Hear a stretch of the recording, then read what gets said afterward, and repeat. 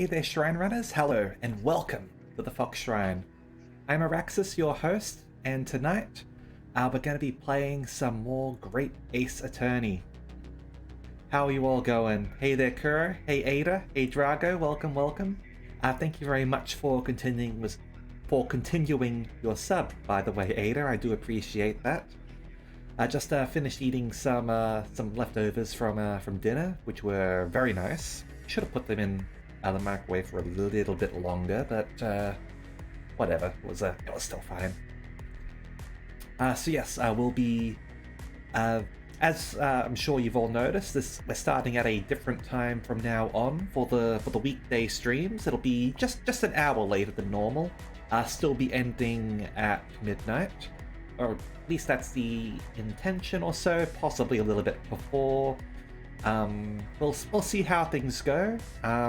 If the situation, if I like how this is going, I'll probably maintain it. If not, I'll try and tinker with it a little bit more. As for work, I still haven't been called back into work, admittedly. It does seem like the COVID outbreak is lessening. There are restrictions have been reduced slightly, but so far still not back at work. Again, I am fine with this because I'm actually making more from the government paying me to stay home than I was at work. So honestly, keep it up, please. I like it. I'm fine with staying at home. All right, but let's get into Great Ace Attorney, shall we? After all, we are sort of not going for as long as before, so we should try to sort of play more of the game, shouldn't we? Alright, let's get into it. Alright. Now, as always, do let me know if there are any issues, either audio or video-wise. Yeah, I feel like the last VTube Studio update sort of changed my model's position a little bit. So let's go with that. I think that's a little bit better. Okay. Yeah, financially fine.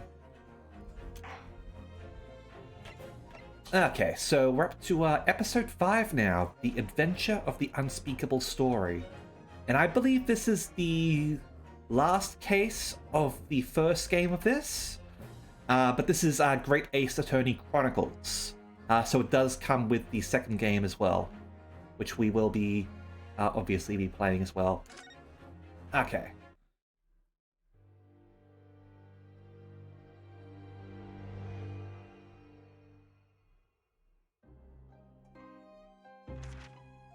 It's coming! Sholmes's cry pierced through the thick wall of fog around us. Wisps of vapor flowed over the pistol as I cocked it, and I waited, breathlessly, in the stillness. The silence lasted for what seemed an eternity, until, at last, it appeared. From the shadows of the cloud, an enormous beast sprang out upon us. A hound it was, but not such a hound as any mortal has ever seen. Its eyes glowed with a smoldering glare. The whole of its ox-sized body was outlined in white-hot flames. Its rumbling pant and hideous howl, so terrified was I that I began to tremble with fear. "Look well, Wilson," Sholmes declared, gazing upon the mystical beast. "For this is the diabolical hound of the Baskervilles." Dun dun dun. Hounds of Tindalos, maybe. Our first 2 months in London passed by in a flash. In that disconcerting courtroom experience we were first thrown into on the day we arrived in the country, and in Soseki-san's terrible ordeal that had followed closely behind, we had emerged victorious. However, there then came an abrupt end to our opportunities to appear in court. Which was hardly surprising, of course, since I was nothing more than an amateur, an unknown student of law from a faraway land. So, life in our little office was very quiet. That is, until it was shattered one day by that fateful telegram. 15th of April, 9:13 a.m. Naruhodo's Legal Consultancy.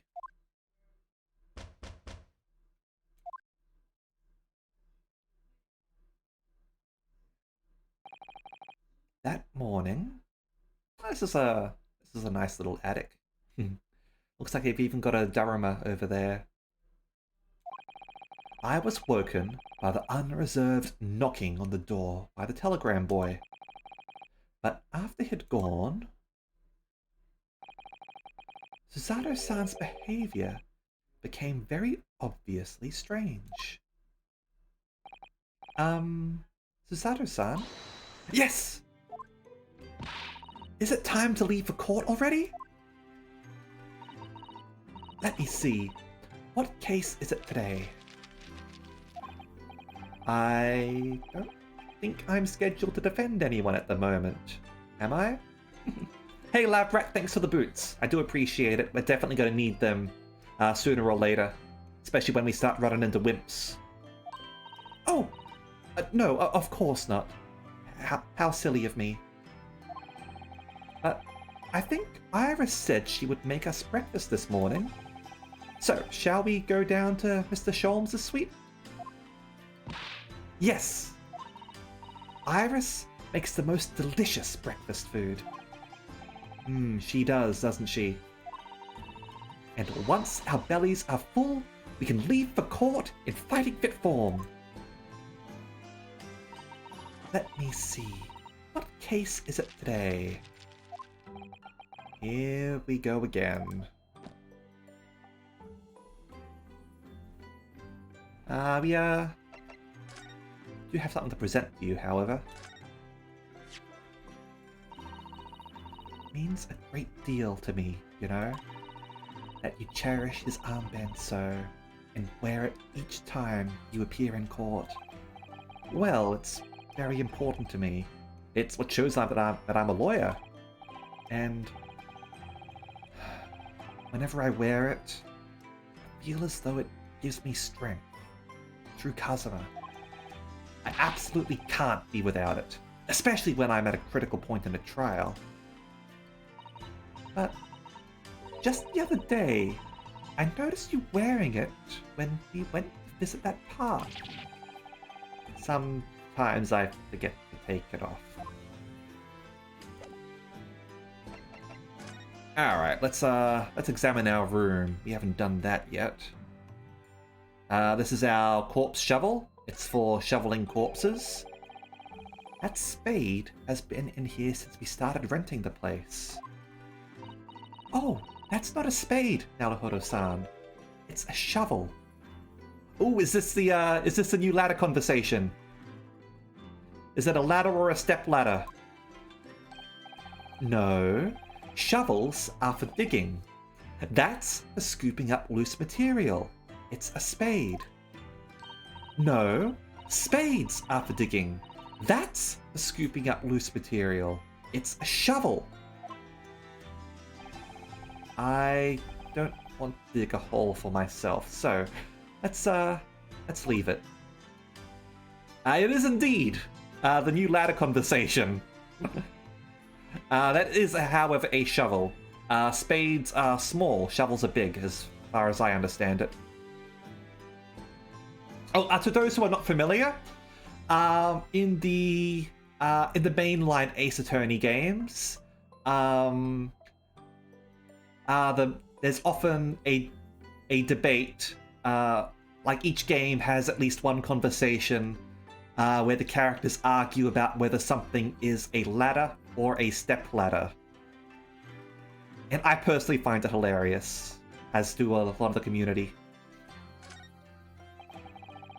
So this is the tea set that Susato-san brought with her from Japan.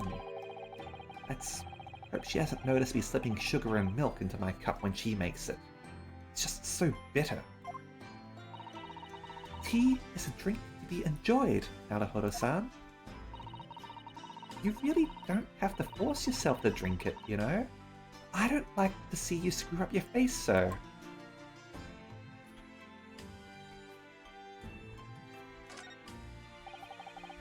It's spring at last, and the weather is warmer now. But I love the smell of the fire and the steam rising from the kettle. Oh, would you like some tea, Naruhodo-san? Thank you, Susato, but I'm alright for now. The green tea Susato-san makes from time to time, and Iris's unique herbal infusions. This place is a paradise for a true tea lover. Green tea is such a wonderful accompaniment to British tea cakes, don't you think? Not gonna lie, tea cakes are actually quite nice. I've only been here in London for about 2 months. My desk is starting to look a little messy already. You could tidy up once in a while. Susato-san, I always say, making a mess is a small sacrifice to pay for being able to further your studies. And time spent tidying up is time you can't devote to the same cause. And time spent on ridiculous arguments is time that could be better spent on some simple housework. She wins. I'm supposed to be the lawyer here! Or maybe Susato should be the lawyer. I can't select the latter. Ah, the Daruma doll I brought with me from home. Still with only one eye coloured in. I said I'd colour the other eye once I won my first court case here in Britain, but you have one, haven't you? Twice, in fact. Because I feel as though I'm still lacking as a lawyer. I tell you what, why don't you colour the other eye in once you think I'm a proper, fully fledged lawyer? If you insist. I notice you're not colouring in that eye. I was hinting that you should colour it in for me. Okay. Ah! This must be the telegram. Let's see. Ah! No! You mustn't look at that. Not under any circumstances. Alright, I won't. I'm sorry, Naruhodo-san, but you can be very mischievous at times. And put the telegram away if you don't want people looking at it. I don't know, I thought it was a telegram for the office. Not for you specifically. Do you know, I've never seen inside your room there, Susato-san. Never even peeped inside. I should think so too. A young maiden's private chamber is a place of bittersweet secrets, you know. Whatever you say, young maiden.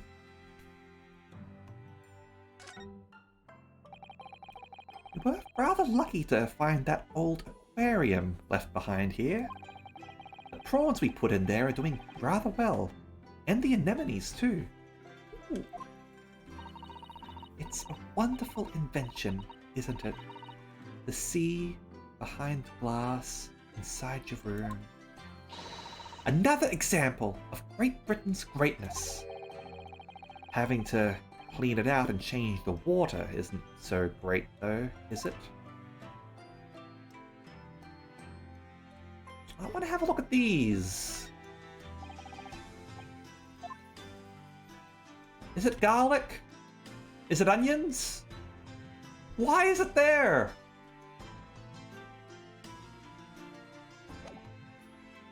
Alright, let's hold on. When you're ready, let's go downstairs for breakfast. furniture we've moved in recently, this place is starting to feel like a real office. My lodgings and office located in the attic above the suite of rooms rented by Mr. Sholmes. I call it consultancy, but clients aren't exactly beating down the door. Alright, let's have a conversation. Do you have anything to say about that their telegram? So, what was it about? The telegram that was delivered this morning, I mean. Oh, a telegram? I don't know what you're talking about. You know, the one that I went to have a look at, and you said, don't look at it? Are you gaslighting me, Susato? Sorry, but you're not gonna get away with that. Well, I didn't think I would. Actually, don't give it a moment's thought. It's nothing. Nothing interesting. Boring, in fact. It was just a boring old telegram. That's, 3 times now that she's tried and failed to convince me it was nothing. I promise that I'll tell you about it at some point. Alright, I understand. How about Saseki-san? It's been 2 months since we represented him. I suppose Saseki-san will have arrived back in Japan by now, won't he? Yes, I should think so. He left immediately after that terrible ordeal, which would mean he should have completed the voyage already, or be just a few days away. A fortnight ago, we had that very long telegram from him, do you remember? Complaining of seasickness. But by and large, it seems the voyage has been going well. Is something wrong, Naruhodo-san? I was just wondering.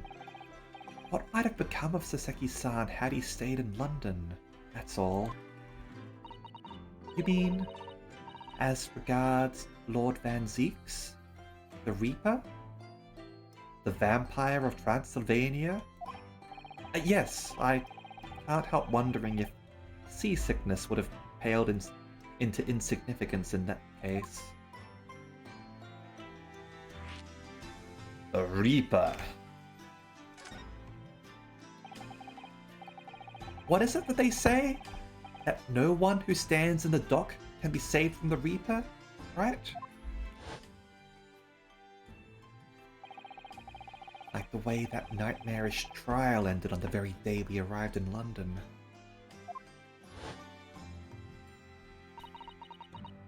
Even 2 months on, the cause of that dreadful fire is still a mystery.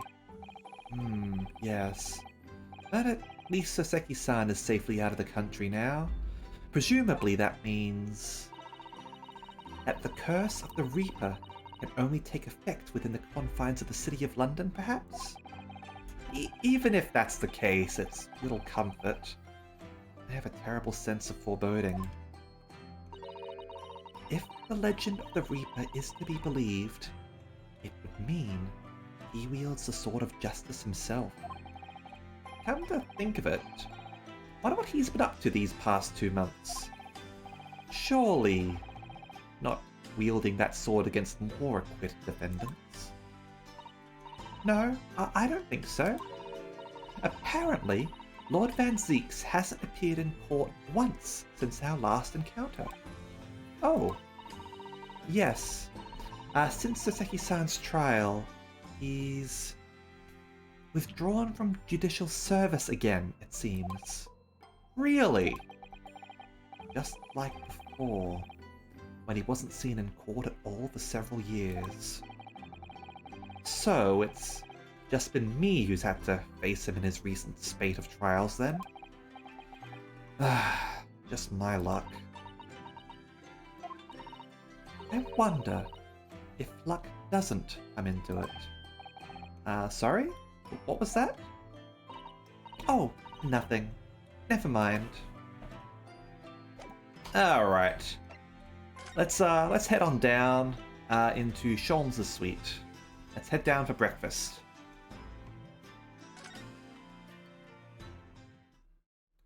I could go for some scones with jam and cream, perhaps. Well, that sounds good. Oh, morning, Bruno. Morning, Susie. Good morning, Iris. Iris? Oh, what is it, Bruno? What is that terrible noise? Sounds like a cat being strangled.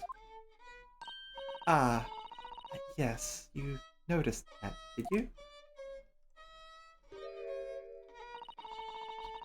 Hurley isn't in the best form this morning, it seems.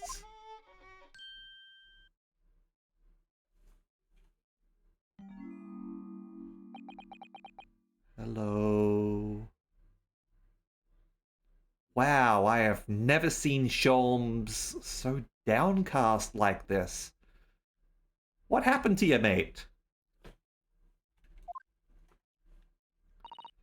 Hello? Mr. Sholmes? Good morning. Quick! Throw a steel-tipped boot at it! Yeah, that sounds like a plan. Oh, let me move this over a little bit. Does that have... I can move that over a little bit more. There we go. Oh, no, thanks to the host, Kuro.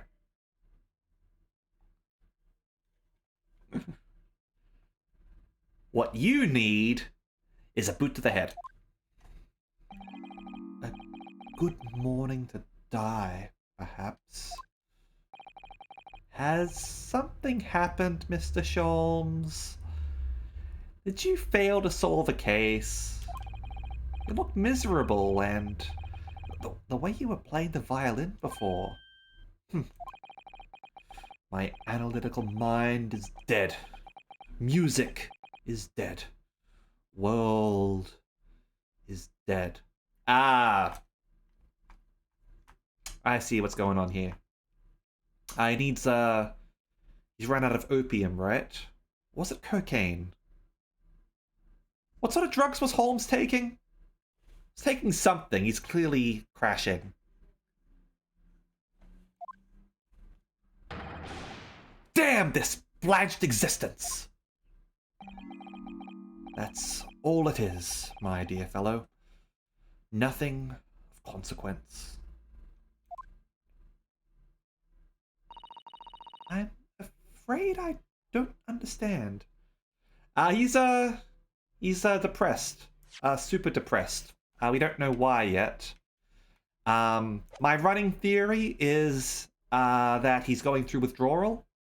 But that's probably not the actual answer. Well, Iris, isn't it time we ate? Yeah. It's a joke based on the fact that Sherlock Holmes is an addict. I don't recall what he was addicted to. I think it was cocaine or opium or something like that, like in the books. I've never actually read the books. I just pick up on things. So that's my theory. Some dry toast and insipid coffee for me. It's not too much trouble. Kitty!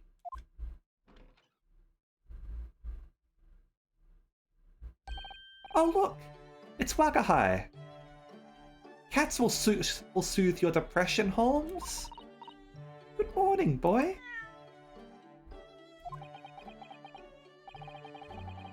That must be some sort of tiny door for cats to use. But how did it get there? Oh, well then, everyone. Time for breakfast. Oh, wonderful. Let me help you, Iris. It would indeed be a fine day to die. I knew something looked different. Something's missing from Mr. Sholmes' desk! That analyzer thing that he never used because he was able to analyze anything anyway.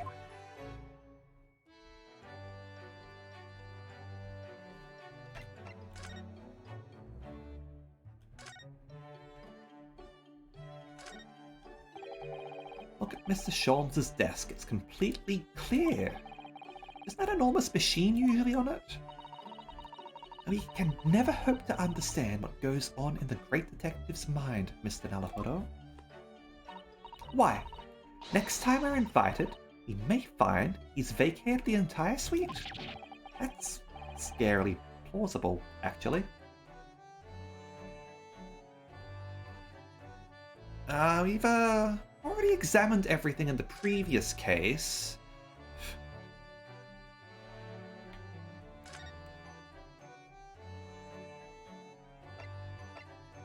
Let's ask about Wagahai. Mr. Natsume's cat seems to have settled into his new home then. Oh yes! And I've become very attached to little Waggy. Would appear his previous owner is completely forgotten to him. Cats are unfeeling creatures. Their meows as empty as the hearts of the muses. Kitty! If Mr. Natsume had no intention of taking Waggy back to Japan, I wonder why he kept him in the first place. I expect he would have taken him if he could, but pets are strictly forbidden aboard steamships in our experience. And for good reason. Terrible things can happen if the rules of passage are not obeyed. Well, I don't mind, because Waggy is adorable. Kitty. Yes, he really is. Oh yes, what about the door? I don't remember seeing that tiny thing in the main door before. Where'd that come from? Oh, you noticed! You are very observant, Runo. Look, I used this. It's my latest invention. What? What is that? I call it the Cat Flapper-Mat. Gosh, a machine for making doors just for cats? That's right. It can make a cat flap for a little fairy friend like Waggy in seconds. And it can do it in any door at all, no matter what it's made of. It's very powerful, you see. Wouldn't it have been quicker just to make the cat flap, rather than making a machine to make the cat flap? Well, yes, maybe, but now I can make cat flaps anywhere I like. Oh, I think it's wonderful. Must make one for us in the door of our office upstairs, Iris. She really knows how to come up with, unconventional inventions, this girl. Looks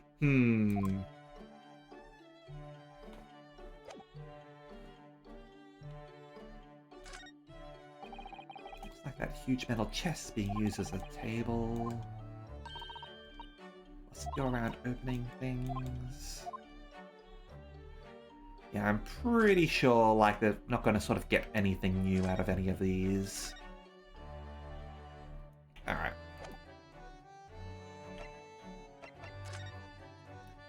Mr. Sholmes, would you like to analyze my armband? Mr. Sholmes, could I ask for your opinion about this?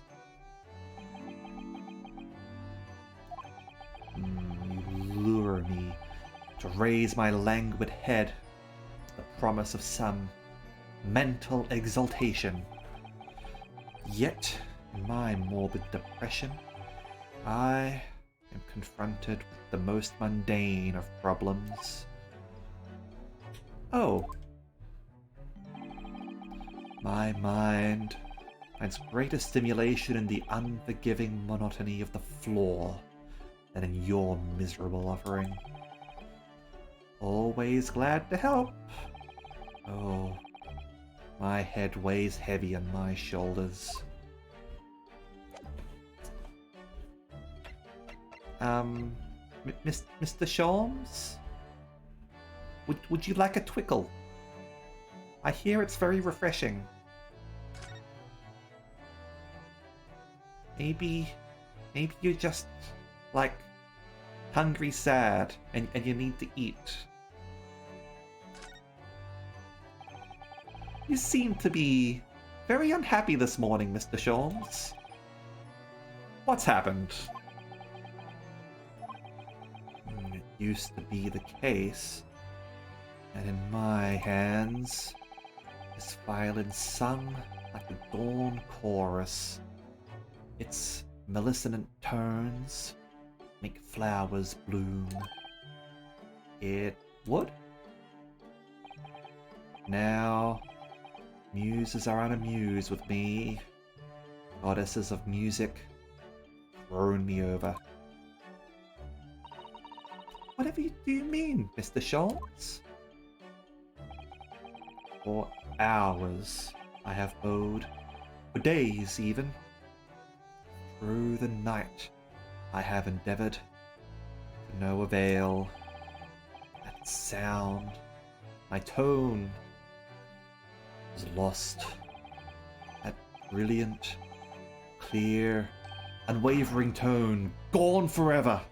No more recitals of unbridled emotion. Well, you haven't been practicing much lately, have you, Hurley? Don't worry, I'm sure it'll come back to you in time. Heed my words, Mr. Naruhodo. The goddesses of the arts are fickle. One day they bestow genius on a man, the next they unmercifully withdraw it. Oh, dear. Ah! Why is this happening to me? Take the turn I have for the violin from me. What is left, for pity's sake? What is left? A broken shell of a man. Deduction, perhaps? Isn't that what you're known for? What happened to your machine, by the way? Mr. Sholmes? I don't like to pry, but your desk looks rather empty today. Ah. Well done, Mr. Zato. Observational skills do you credit. Oh no, Mr. Sholmes. They pale into insignificance when compared to yours. Struggle not to notice, wouldn't you?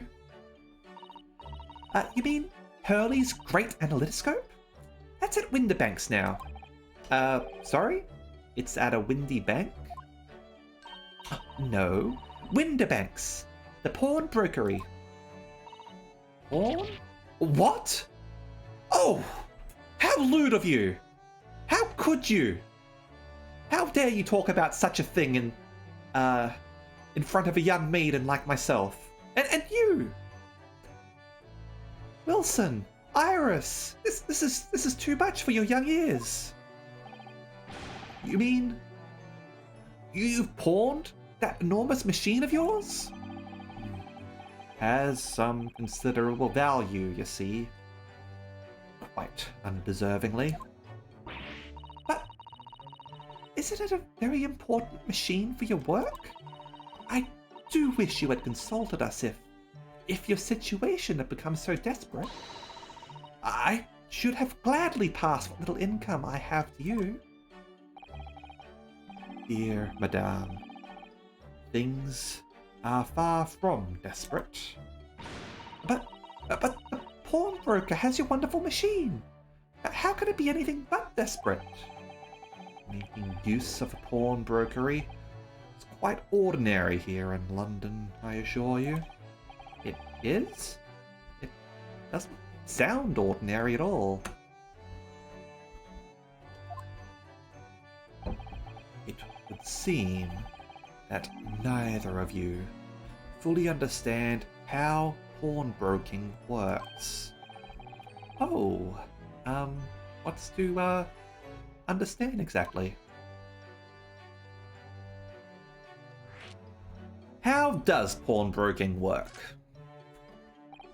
What did you mean when you said we didn't fully understand how pawnbroking works? To the people of London, pawnbrokeries are akin to banks. Banks? On Mondays, merchants relinquish their finest jackets and trappings to their pawnbroker of choice. With the money they receive in return, they are able to trade happily through the week. And then on Saturdays, they go to recover their things using the money that they've earned. I had no idea. This has been a fascinating lesson for us. Everyone does it, you see, especially people in inner London. And should they have money to spare, they would purchase another fine jacket. Not to wear, obviously, but to pawn should the need arise. Oh, how ingenious! So, whenever we have something that's getting in the way, we leave it at Windybanks, you see? Pawnbrokery we thought of as an extremely secure vault. Who would have thought that even pawnbrokers are different here in Great Britain? Of course, you have to watch Hurley with it. Sometimes he pawns things he really shouldn't. Don't you, Hurley?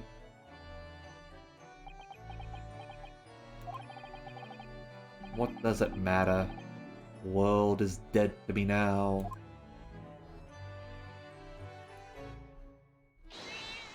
Kitty! Oh, what was that? Wagahai? Oh dear. Did you knock a whole bunch of things off a table?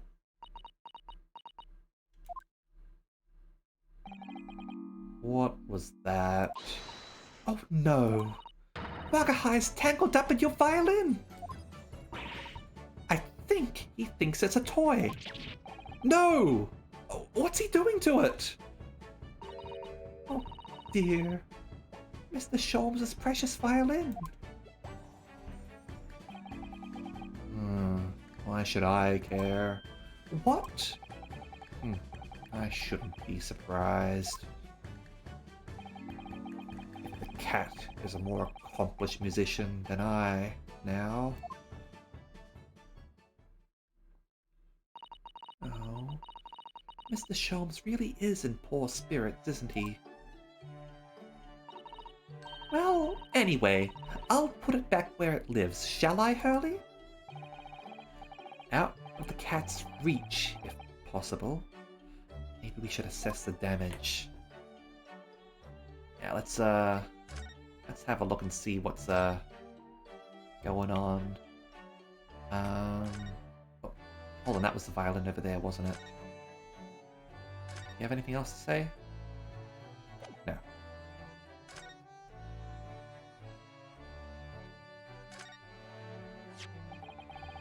Oh, so this is the violin, is it? It's a Stradivarius, one of the finest violins in the world. Made by the renowned Italian luthier, Antonio Stradivari. And the cat was playing with it? Oh no. Oh no. Oh no. Oh, I see. Yes, it is indeed. Let's check right now, actually. How much are Stradivarius violins going for?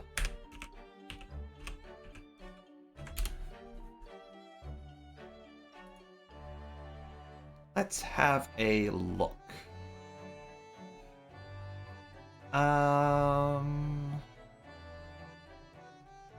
Seeing some going for a few thousand. Is that an actual Stradivarius?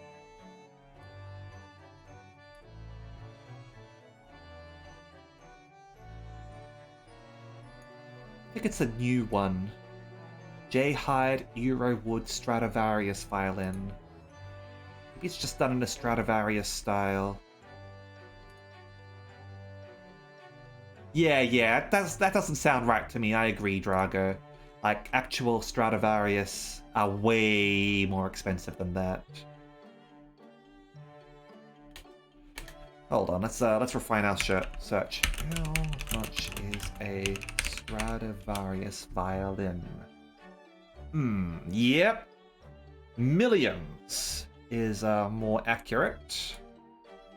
There's 650 in the world today.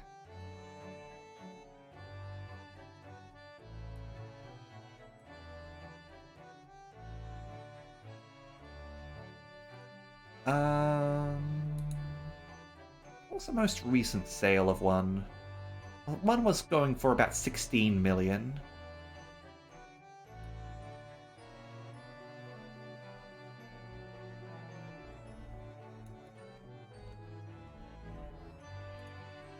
Okay. Whatever. Okay, let's head back to things. Yeah.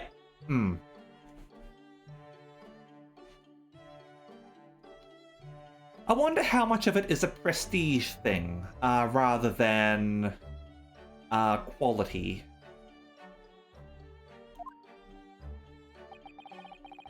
I happened upon it covered in dust, languishing at a pawn shop down a nondescript back alley.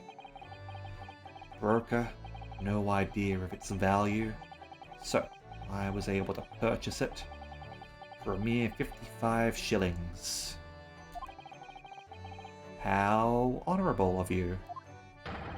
And until today, it has been my faithful companion in every great Paganini-inspired performance I have made. I ask you, is there reason to live in a world devoid of music? To tolerate this blanched existence? No! There is none.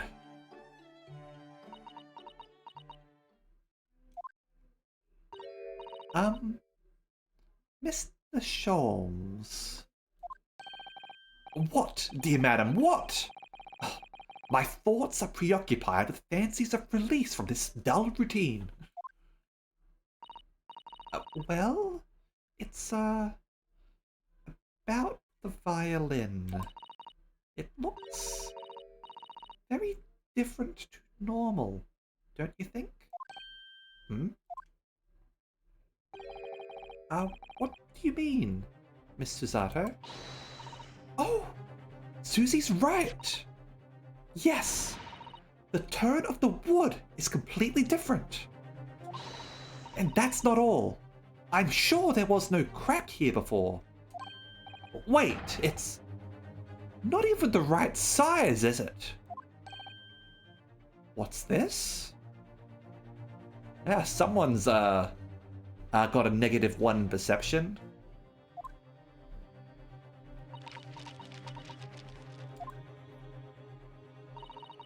I'm terribly sorry to have to tell you this, Mr. Sholmes, but that instrument isn't a violin at all. And what? I believe it's an entirely different instrument called a viola. It does look awfully large for a violin, I do have to admit. What? What? Oh, Mr. Sholmes, are you alright? You're right. You are quite right. This isn't my faithful Stradivarius. So what, pray, is this piece of stringed flotsam? Not your faithful performing partner, then? Ah, I see what must have happened. You do, Iris. This is just a simple mix-up. Sounds like Iris might be able to tell us exactly what's happened if we ask her. Did you happen to pawn your Stradivarius and get a different violin back? Well, a viola in this case.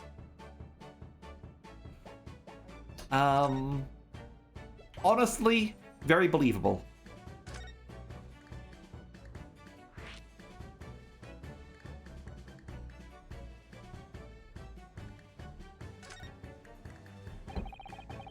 What did you mean by a mix-up, Iris? Well, you see, this viola,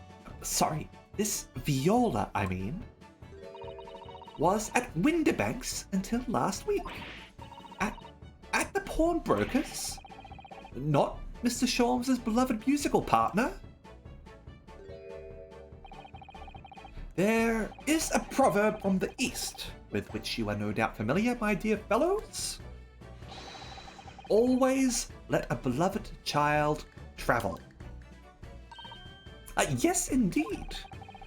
So, you sent your beloved violin to the pawnbrokers in the hope that it would experience personal growth? Oh, what a wonderful idea! Last week, I pawned my great analytoscope in order to release my precious instrument. But it would appear Mr. Windibank mistakenly furnished me with this tawdry fiddle instead. But my ears cannot be deceived by the hollow timbre of this piece of timber. I like that.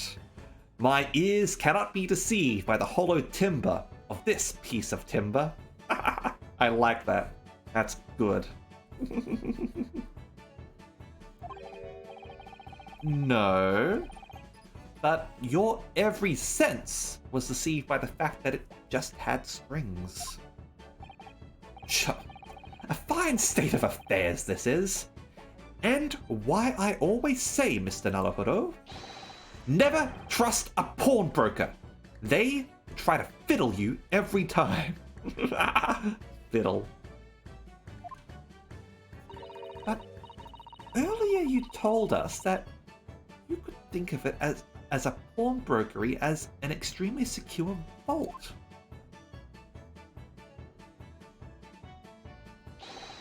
Come, Mr. Naruhodo. Dilly-dallying will get you nowhere. Sorry? Crunching your toast with that vacant aspect. Pressing your coffee so obtusely. Are you not a little embarrassed by your own conduct, considering the urgency with which we are faced? We must visit Mr. Windibank's brokery at once. That's right, isn't it, Mr. Sholmes? Precisely, Mr. Zato. Without a moment's delay. But I haven't finished my bacon and eggs. My dear fellow, surely you do not still intend to crunch your bacon with an increasingly vacant aspect? To press your egg ever more obtusely? Alright, say no more. Let's go then. You're not making any sense, man. Oh, don't worry, Bruno. I'd be happy to heat it up for you again later. Oh, thank you, Iris.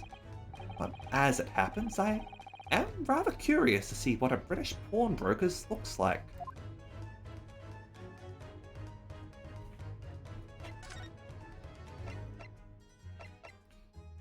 Is he still going to be depressed? Like suddenly become depressed if I ask him this? I was wondering, Mr. Sholmes. This is no time for wondering, Mr. Naruhodo. Oh. Tut, tut. A furtive glance betrays you, my dear fellow. You stole a brief look at the remnants of the omelette over there, did you not? Ah. I must say, you astound me with your insatiable appetite. But I really wasn't looking.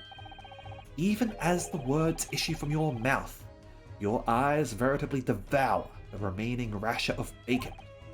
You are quite true to form this morning, I see. Mr. Naruhodo, please, try to remember the urgency of the matter at hand. Yes, I know, we're all about to pay a visit to the pawnbrokers. I'm really not trying to delay us.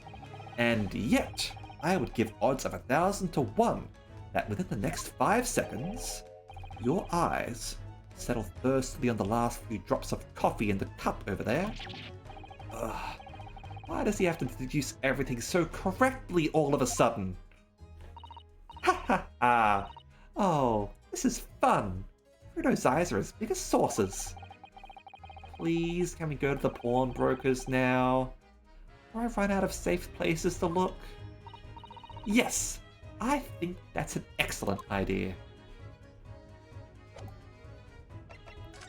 What if I present you the armband? Is that gonna... I must stop you there, Mr. Naruhodo. Unofficial, I may be, but I am nonetheless a professional. I couldn't examine such a humdrum item for anything less than £5. Oh, no, I didn't really want you to examine it. I just wanted to ask if my dear fellow, as a professional consulting detective, I couldn't possibly venture an opinion for anything less than £5 and a boot to the head. Are you perhaps hoping to purchase a new telescope in the near future, Mr. Sholmes? Indeed I am. As you know, it has long been an ambition of mine to discover a new star and name it for myself. Because your earthly stardom isn't enough. Oh, Sholmes. Alright, 2 new places to go. So we can go to Baker Street, or to Windy Banks Pawnbrokery. I think we should go to Baker Street first.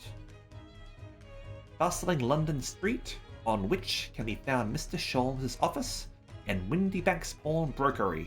There's a large park nearby too. London is such a fascinating city.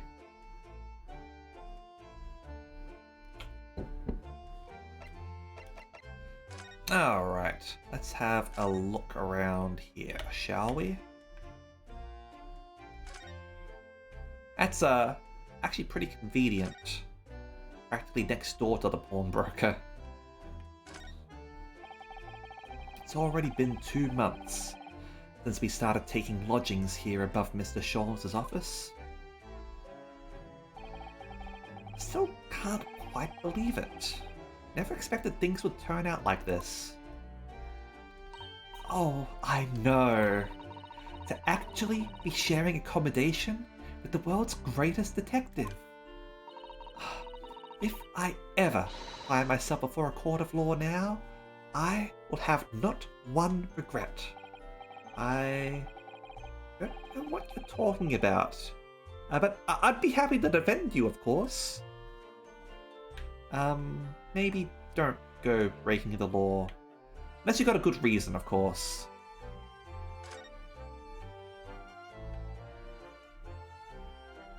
Alright, and the pawnbroker. Look at all the different things in the window of this shop. Ah, that's Windy Banks, the pawnbrokery.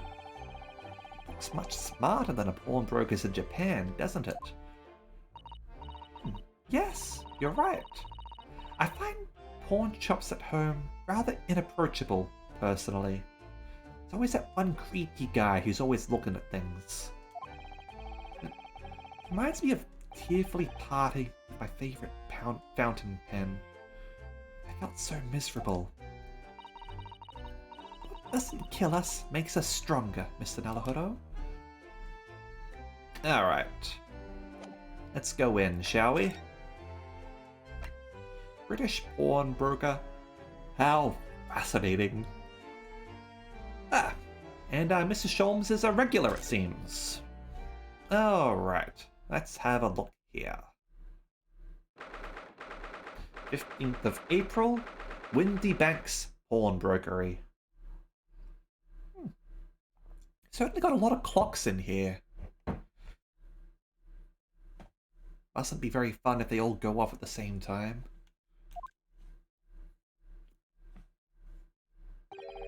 So this is a British pawnbrokery. Oh my! There are all sorts of tools and contraptions in here that I've never laid eyes on before.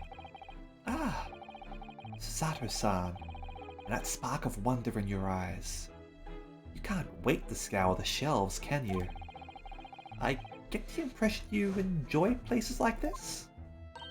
Oh yes, I don't know why, but seeing such a lot of things I don't understand, it's a real thrill for me. My dear fellows, let us not forget why we are here. Oh, Mr. Sholmes. We are calling on matters of business, not pleasure. And clearly, Mr. Sholmes means business too, judging from the spark of fury in his eyes. Oh boy. Ah, Mr. Sholmes, sir. Welcome back. Did you hear that brazen welcome? Well, yes, we are potential customers after all. We are disgruntled customers, Mr. Naruhodo, and it's time to inform Mr. Windybank of our ire. Come! The fight is afoot!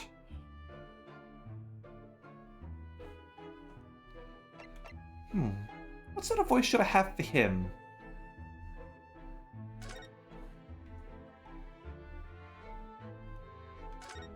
Let's have a look around the shop.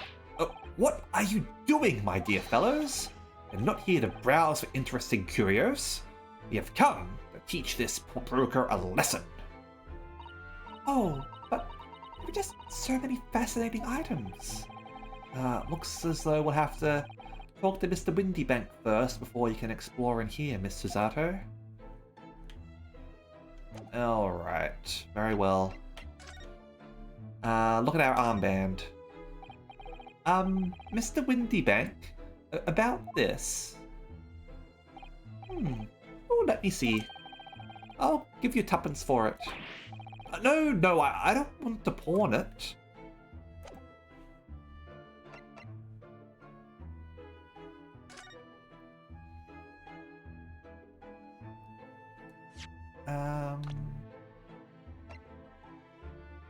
Yeah, rent out office.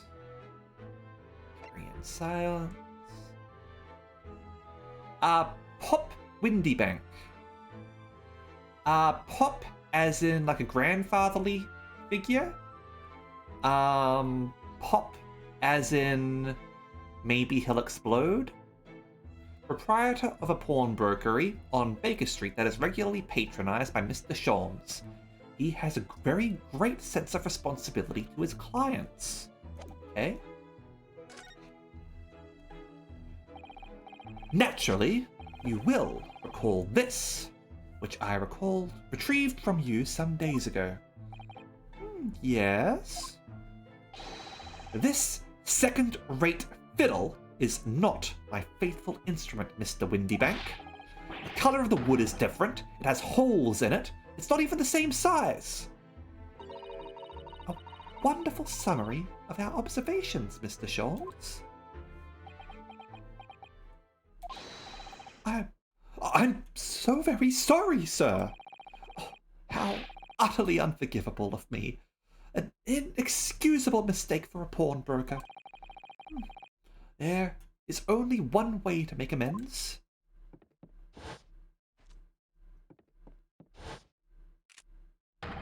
I shall have to take my own life.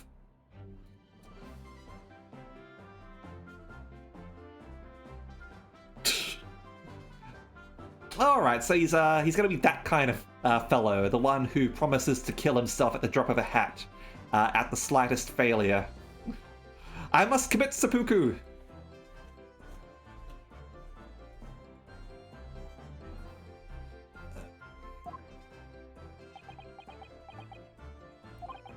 I don't think that will be necessary, do you? If I may just say one thing before I pop off. Ah, there we go, the pop of a gun.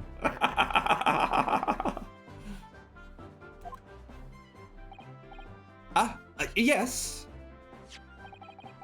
It was you, sir, Mr. Sholmes, who took it upon himself to remove the item the other day, I believe? Sorry? As I recall, I entered the storeroom to fetch your violin when I heard... Ah, here it is. You did? And when I turned to controvert you, you had taken the viola and left, sir. However, there can be no doubt that the blame lies firmly at my own door for allowing you to leave. So I shall not grumble or grouse any longer. May this guilt die with me! No, no, no! Stop, my dear fellow, the fault is mine!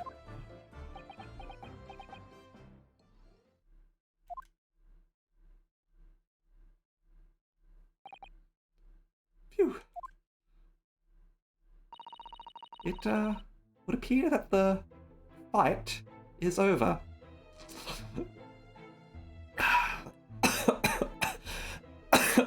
God damn it, Mr. Sholmes. You're the worst. You're the best, but you're also the worst. God damn it.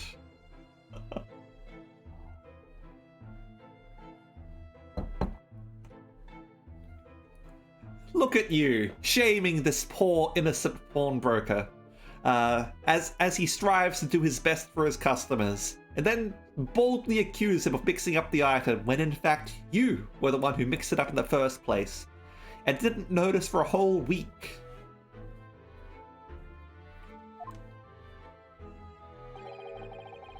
I do humbly apologize, Mr. Windybank. Evidently, my questionable disposition precipitated this tragedy. Well, you wouldn't be Mr. Herlock Sholmes without that questionable disposition now, would you? Ha ha ha! I do believe you may be right, sir.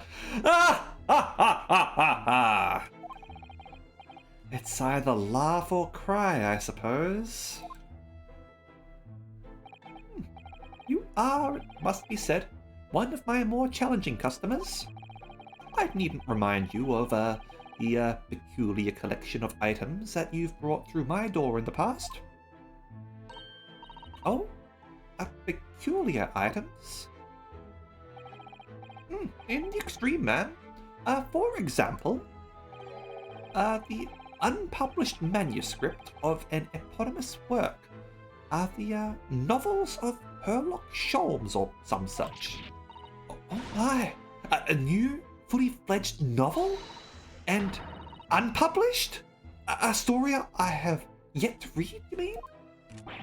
Ah! Look, forgive me! Wait! Before you die, you must tell me more.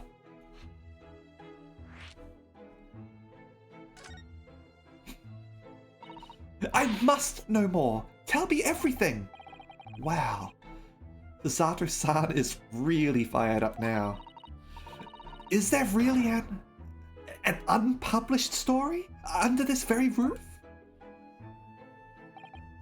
Well, one day the gentleman here brought in an old metal chest, you see. I should like to entrust this to your care for a while, Mr. Windybank. For a chest like that, 1 shilling, sir, not a farthing more. It houses something of very great value indeed.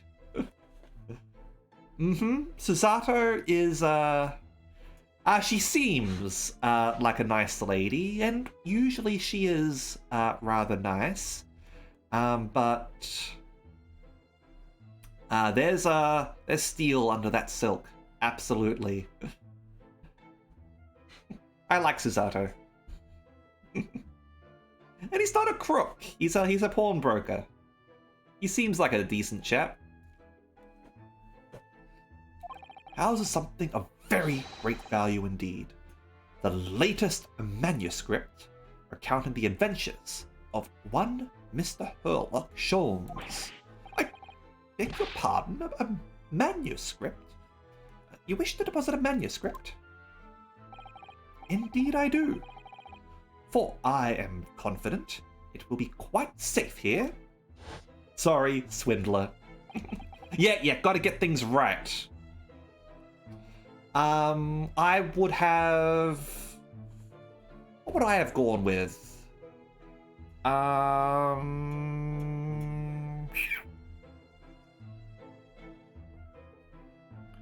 Bourgeoisie, maybe?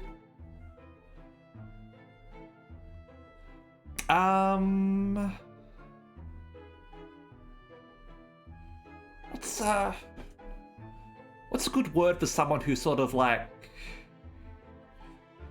Oh... Ursula! Because surely he's sort of getting interest out of all of this, right? And that was that. As such, Mr. Sholmes' latest tale of otherworldly mystery lies dormant in my storeroom. Mr. Sholmes! Is that really true? Do I sense that someone doesn't want to talk about this? I continue to pay your fee, do I not? Then kindly continue to store my belongings securely. Of course, sir, of course. They're safe and sound with me, I assure you, on my life. This is all very strange. Are we able to, look at the place now, by the way? Doesn't seem like it.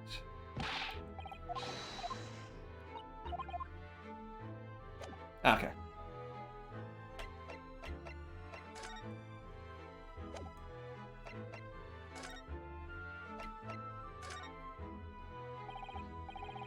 I wonder, could I ask you something? A gentleman from the East, I see. Yes, that sable suit. I suppose I could offer you 6 pence for it. Wishing to offend, the tone is somewhat dull. Sorry? Aha! But for your splendid attire, ma'am, 5 guineas, no less. The colours are exquisite, the design exotic. Eastern artistry at its finest, may I say. Oh my, 5 guineas, you say? How interesting. Why do I feel as though I've suffered some sort of defeat here? Actually, I was hoping to ask you about your business. I've heard it said that pawnbrokeries are used rather like banks here in London. Yes, sir, indeed. Many of my customers utilize the establishment as you describe. I appraise their items and offer them a proportionate loan and 2 months of secure stowage. If in that time they repay the original sum to me, plus the agreed interest, the items are happily returned. But what happens if they don't pay you the money? Then the items are offered for sale in my shop, as you can see on the shelves behind me.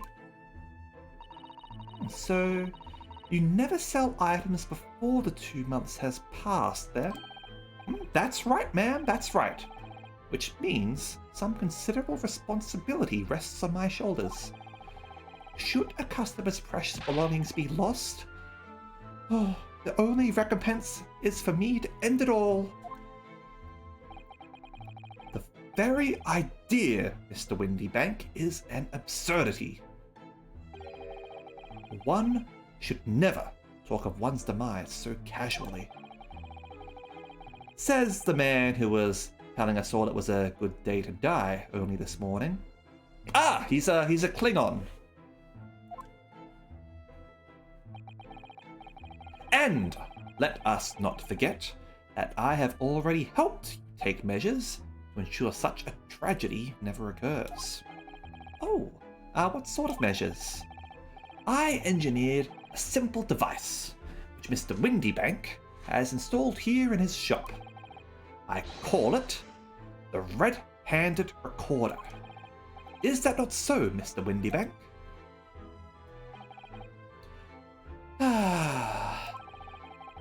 What was that deep sigh about?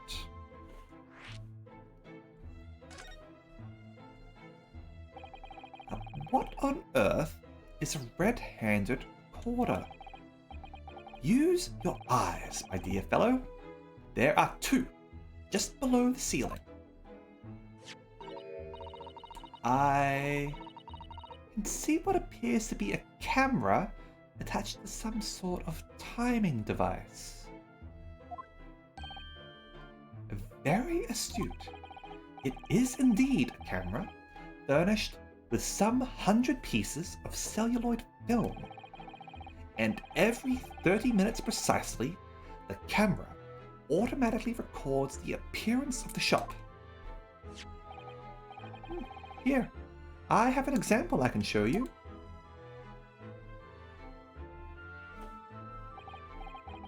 Ah, yes, a print from the camera set to record the activity at the shop counter. I developed a special type of film so sensitive it produces a crystal clear image, even in darkness. That is some really incredible technology that you got there, man. This is in color, and I'm pretty sure color photos weren't invented yet. When were color photos invented?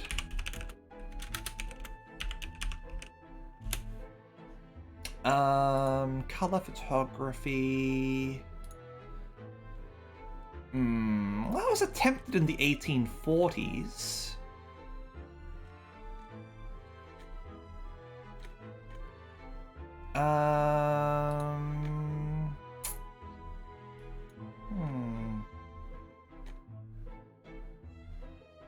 That's a color photo from 1938. Oh, 1917 autochrome color photography of a French army lookout. That's not too bad.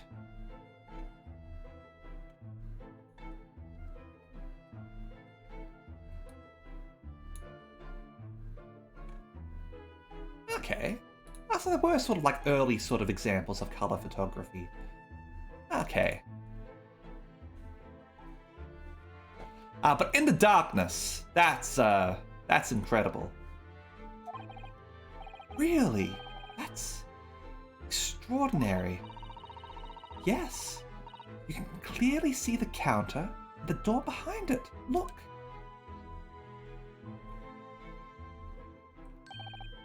So, you see, were someone to enter the premises with ill intent, his identity would be summarily exposed. As long as it were in that 30 minutes. But did you not say that the photographic prints were taken at 30-minute intervals? Indeed, as you say, my dear madame. Then, what if the incident were to occur in between times? One would only say, that would be a cruel twist of fate. I must confess, your devices have been giving me some cause for distress of late. I beg your pardon, Mr. Windybank? Surely they are anything but distressing. Reassuring is the word. It's the cost of the film, sir. You most graciously placed not one, but 2 cameras in my shop after all. Which means I must pay for nigh on 100 utterly useless prints every single day. I'm afraid the cost of the film will break me before I'm very much older.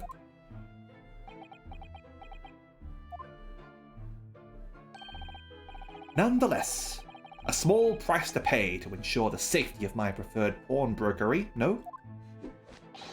My dear fellows, we verge on an age where safety and security come at a price. Are we playing Shadowrun now? Or some other sort of cyberpunk fiction? Oh, heaven help us.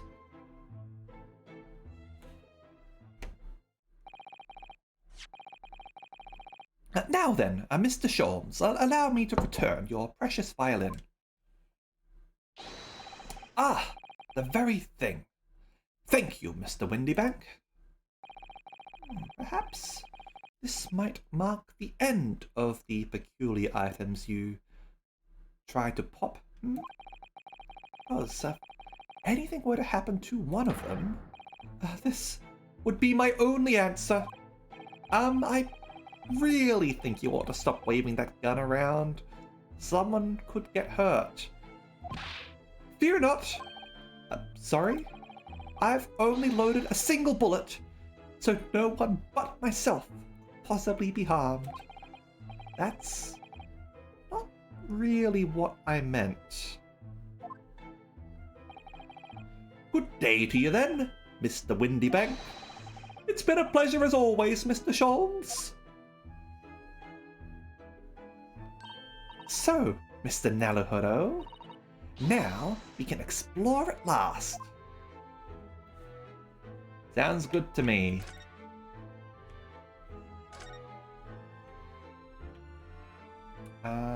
What's this?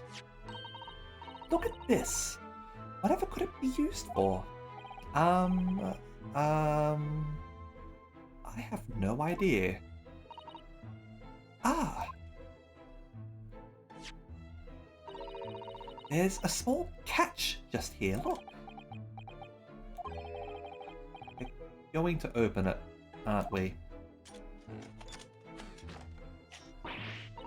Oh my, that's amazing! It has some sort of spring-loaded mechanism, which we'll never manage to put back to the way it was before. What are you two doing? What? Us? Nothing. No, nothing at all. Whatever this device is, it seems to have a pair of little windows to look through. I feel as though I've seen something rather similar to this elsewhere. Maybe a set of... Maybe it's a microscope or a kaleidoscope or something?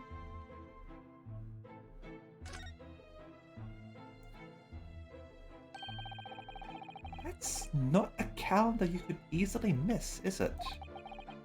15th April. Today's date. Yes, it's not for sale, I must point out. It's an Eastern-style page-a-day calendar. Every day at midnight, I tear off the front page to reveal the following day's date. Alright, so this is going to be relevant when poor old Pop Windybank gets killed, or is accused of murder. One of the two, certainly.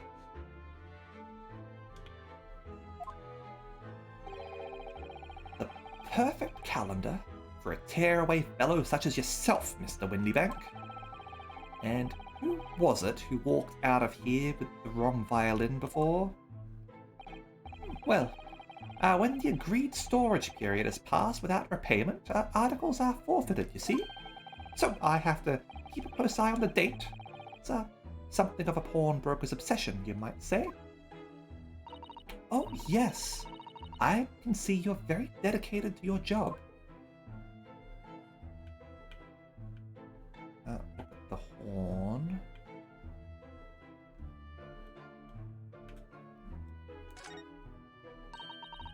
Three globes of gold. Is that some sort of charm? Dear me. Have you not seen that sign before? No, never. The three golden balls are, in Great Britain at least, the universal sign of a pawnbrokery. There are more than 700 such establishments in the capital, all showing this same sign. Oh, I see. I had not imagined your ignorance was so profound. Oh, what is the significance of the 3 golden balls then? Does it have some special meaning? He doesn't know. That is entirely unimportant here, dear madame. Irrelevant, even. You mean you don't know? Could Pop tell us what the meaning of those might be? Now, what do you suppose this rather enormous machine does? It seems to have 2 little windows for looking through. Similar to that snap-out thing that we looked at. Allow me to enlighten you, my dear fellows. What you are looking at is a stereoscope. A stereoscope? Fascinating. It is aptly named, I assure you. Look through the eyepieces and see for yourself. Oh, I should be delighted to. Excuse me a moment while I just have a look. Just before you do, there is something I should point out. My dear fellows, in order to see the image properly, stereoscopically, as it were, you will need to be cross-eyed. However, that is beyond you. It is of little consequence today.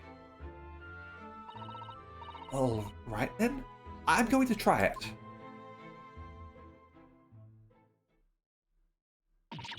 Ah! Mr. Naruhodo, you must see at once. Alright then. So I need to be cross-eyed, like I'm trying to look at my own nose.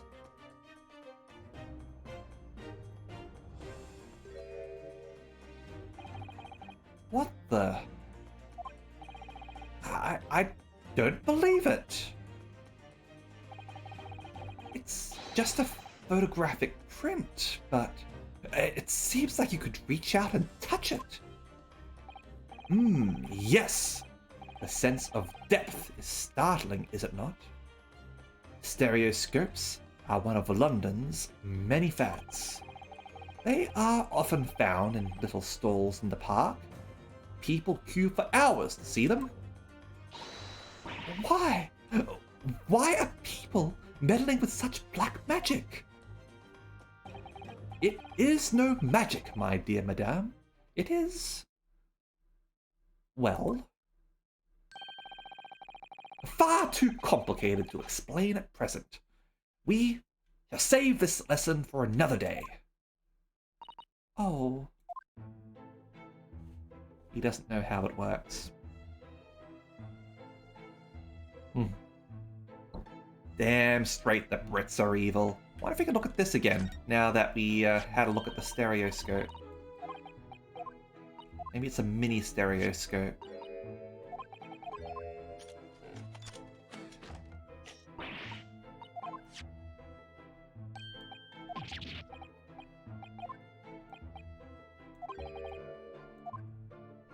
Okay. Might be relevant later, as all these things tend to be. What an assortment of things there are on these shelves here. Crockery, footwear, clocks and watches. Almost anything you care to imagine. Those are forfeited items, offered for sale by the pawnbroker. Now, what does that really mean, though? When you pawn, or colloquially pop, an item, the broker loans you money against its worth. He stores the item for an agreed period of time, after which the loan must be repaid. If not, he is free to display it in his shop for sale at a price of his choosing. Oh, yes. Now you've explained it, I'm noticing little price tags on everything. Of course. Simply by paying the agreed interest on the loan, one can extend the period of safekeeping. So, you may pawn that black garb of yours without fear, my dear fellow. My treasured university uniform? Never! It embodies my student spirit. I wonder what you get for your sword. Your friend's soul.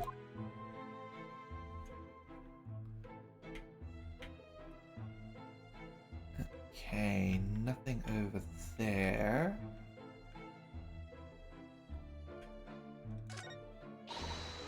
Look at this! What could this lovely, big, shiny box be?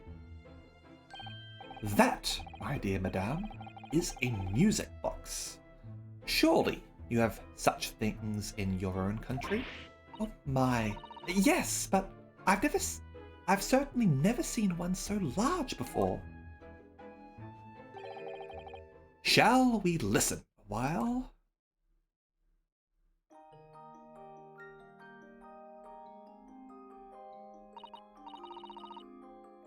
Ah, what a sublime sound.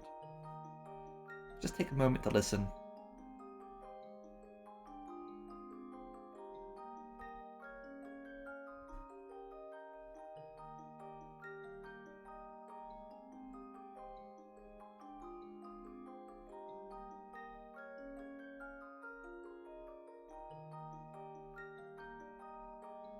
We'll suspect this is going to be important later.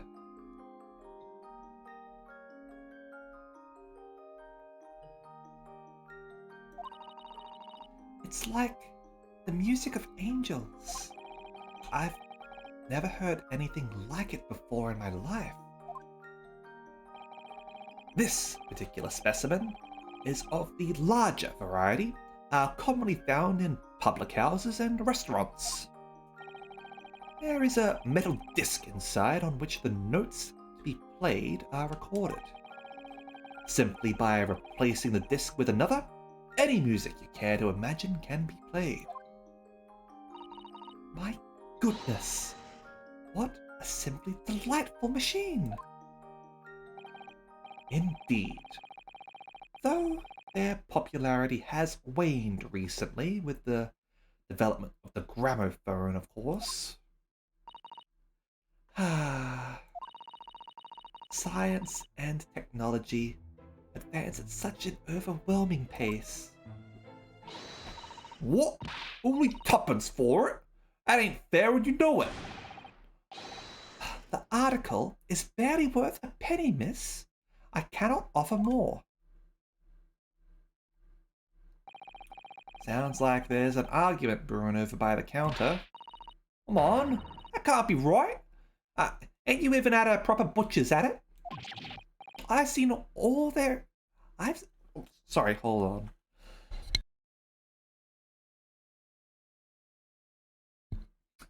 Sorry about that. I stretched my tongue in a weird way, trying to sort of do that accent. I'm guessing it's that street urchin before. I sort of twisted my tongue in a weird way and sort of made my throat itchy. Seen all I need to see, young girl? Yep, there she is. Wait, don't we know? I'm sure I recognize her. Oh, yes, it's the young lady from Mr. McGilded's trial 2 months ago.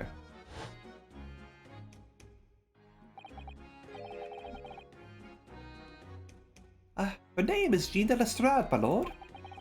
She's a chancer, earns her crust among large crowds, relieving people of their purses. It's commonly called a pickpocket.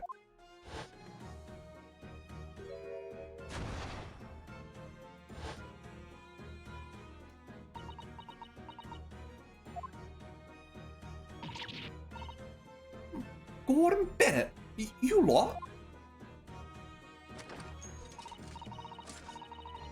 Hello, Miss Lestrade. I hope you've been well. Eh? What? You remember me then, do you? She still got that gun. I thought Iris took that back. Well, I remember being completely surrounded by smoke, that's for sure. So, what are you doing in here? Down and out like the rest of us? Nothing to eat? Come to pop that black weasel, sorry, coat, have ya? What is it about this black uniform that makes everyone comment on it? Ah, good day. Unless I'm much mistaken, you would be the young pickpocket who stole our experimental smoke grenade launcher. Ah, Mr. Sholmes. So, you have something of value to pawn, do you? Allow me to see the article, and I shall negotiate with Mr. Windybank on your behalf. I'll pull the other one. I don't need no help from some stuck-up D. Get out of my business. Go on, or I'll make trouble for you. As you wish, Miss Lestrade. I will happily remove myself from your presence. Honestly, I'm glad she showed up again. I really like doing that voice.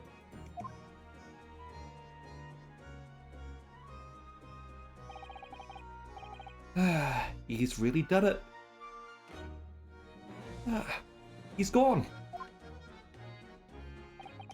I'm sorry, but as I said, there's really no room for negotiation here. What is that thing he has in his hands? Some kind of metal disc? I'm guessing for the music player? And you, go on, leave me alone. Oh, Miss Lestrade, just pretend we aren't here. We shan't be offended in the slightest.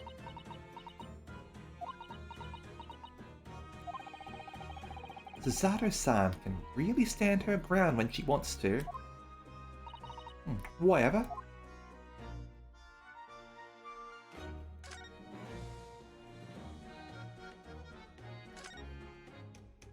I'll be able to look at things again now.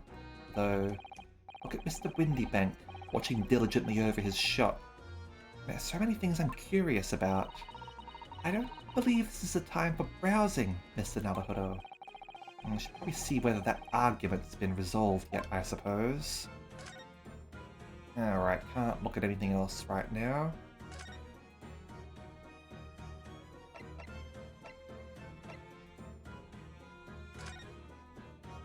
Start over here. Mr. Windybank, what exactly is this metal disc that Miss Lestrade has brought in? It seems to have hundreds of tiny little bumps on its surface. Oh, this is a music disc, you see, for use inside a music box. In a music box? What? You don't even know what a music box is? You Eastern lot ain't too savvy, eh? I know what a music box is, I've just never seen one of these discs before. The small protrusions of the metal disc encode the tune to be played by the music box. You simply insert the disc and set the machine going, and beautiful music plays. It's so incredible! Tell us, what tune is on this disc?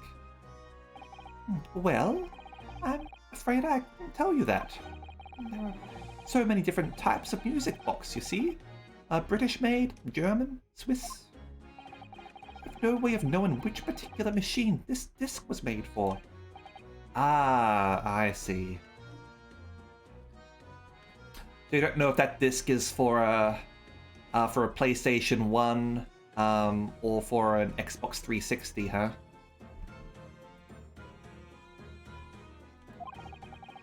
And that's it in a nutshell.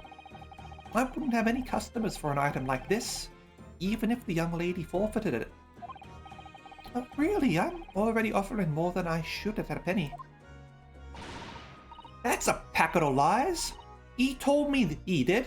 He said it was, well... He? Who? Never you mind. Just ain't right, that's all. That disc's worth good money, I know it is.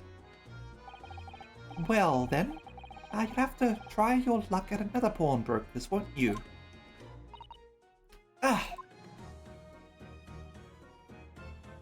he's got a point there. If he's not able to even tell the customer what machine it's for, and I don't know how many machines are compatible with such a disc, can't really sell it for a lot.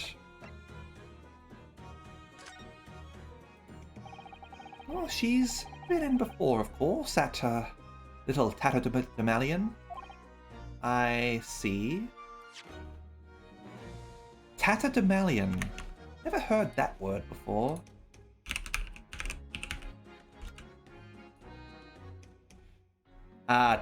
Meaning a person in tattered clothes. Alright.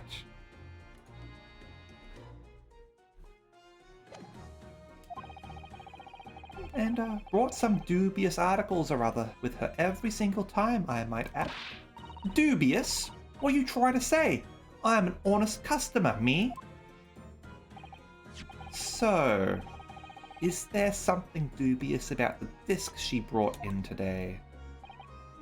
Well, if only it were that simple. Sorry? What do you mean? What she actually brought in was a storage ticket. A storage ticket. So, Miss Lestrade has actually come to redeem an article from you today. Is that right? Yeah, that's right. Girl like me is a lot of stuff what needs storing. Alright, yes. That's definitely dubious. Article in question would have been forfeited at midnight tonight. But as she gave me the ticket for it and repaid both the loan and the interest, I was obliged to return the article to her. But what was the article? Do tell us, Mr. Windybank. The little scamp is wearing it, ma'am. It's the overcoat that she redeemed. Oh. What? What's wrong with that? Fits, don't it? I mean, it's mine, so of course it does. So, what about the disc, then? How does that come into all this? The disc is something else. A new article to pawn if the girl and I can agree on a price.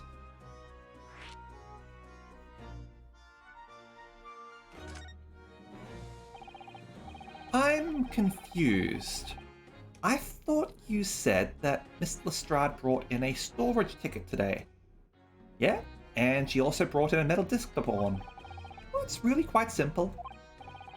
Yes, the child brought me a storage ticket and the money owed on it, as you say. This heavy black coat, which she returned to her care as I'd understood it. That's right, yes. And rather unsurprisingly, as soon as the little ragamuffin put the thing on, she went rifling through the pockets. Oh, you mean... What? Don't you know it's rude to stare at a lady? I see. So it came from the pocket of the overcoat, did it? If you mean this disc, then yes, exactly, ma'am. And she immediately tried to pawn it. Lestrade got the gender bent treatment. For quite a high price as well. This is all rather suspicious, I think. Who was Lestrade in Sherlock?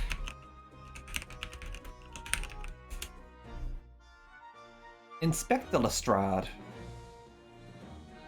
She's obviously not an inspector. We've already got an inspector.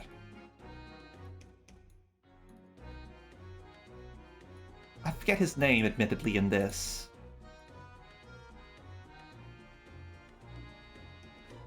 The fish and chip inspector guy. Give it up. I'm just trying to pawn something like anyone else would. Miss Lestrade, may I ask who deposited the overcoat here in the first place? Well, me. It doesn't really appear to be your size. Me old man? It's me old man's, ain't it?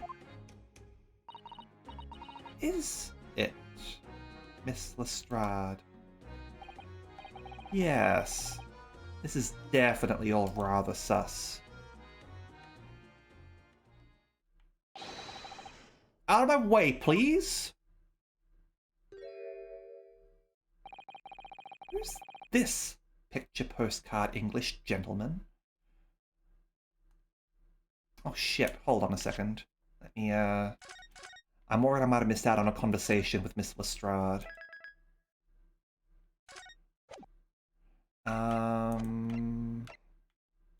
Records, load, autosave?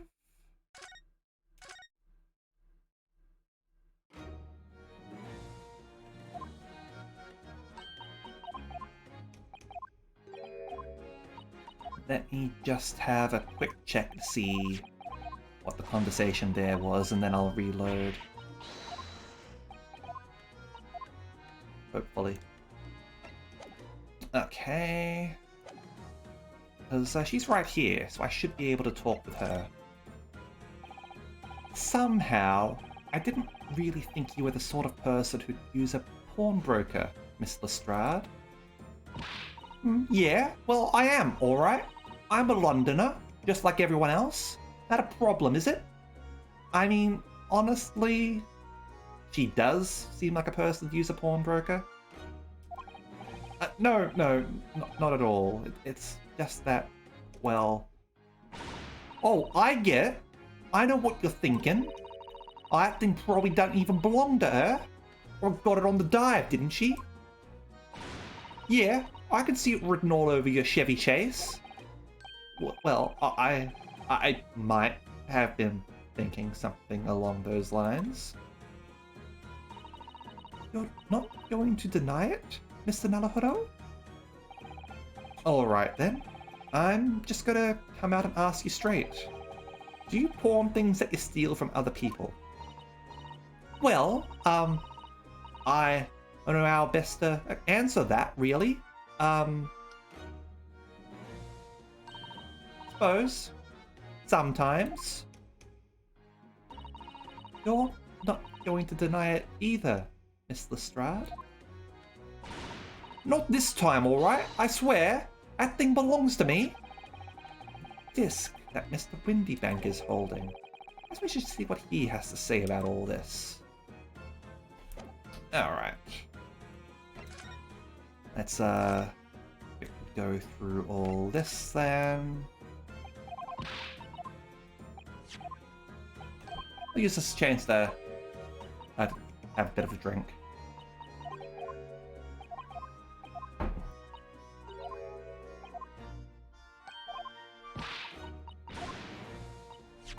Have a bit more of a drink.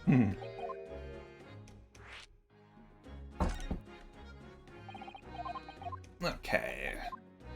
Almost through. Honestly, like, I don't care that that jacket's oversized for her. It does look pretty good on her.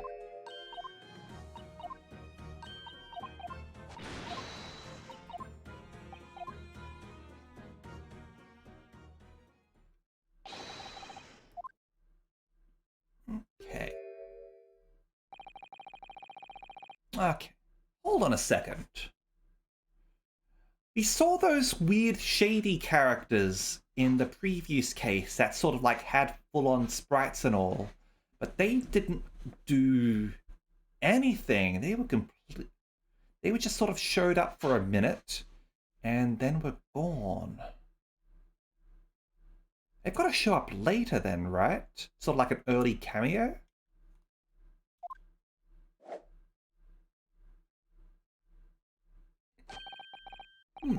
Good day to you, ladies, gentlemen. What's your problem, eh? There is no problem, as long as you remove yourself. I've a matter to discuss. with the proprietor. And if you intend to make a problem of it, I shall see you outside, little girl, for the hiding you deserve. Look, ain't it obvious? Ain't done talking with him yet. You think you're such a gent, you should know how to wait in line. Seriously? Well, you are an impudent little brat, aren't you? As well as a pickpocket. Eh? Who are you? How do you know who I am? The question is, how do you not know who I am? You haven't the courtesy, even, to remember the faces of your victims, it seems. What? You mean from you? Honestly, it sounds like he deserved it. And also, he could probably afford it too. Broker? Oh, yes, sir? I believe this filthy pocket thief has just redeemed an article from you, no? Yes, the article in question belongs to me. I demand for it to be returned at once. Oh my. Now that's a lie. What are you trying to pull? Give me back my overcoat, you wastrel. And needless to say, any music box discs too. No, you can't have it. You just can't. The old man's, or it was, now it's mine. Goodness, Mr. Naruhodo. See, this is why you make sure that any sort of dockets are signed. So that way, people can't take out dockets that don't belong to themselves. And also present ID. This is a very awkward situation. Yes. I think perhaps we should hear both sides of the story in a little more detail.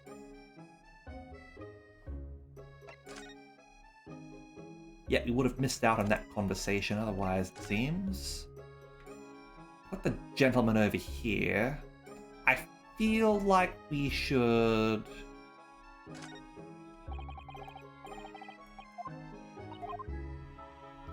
have a talk with her first. Let me have a quick old save just in case the guy walks out or something. Because we don't want that to happen. Yet.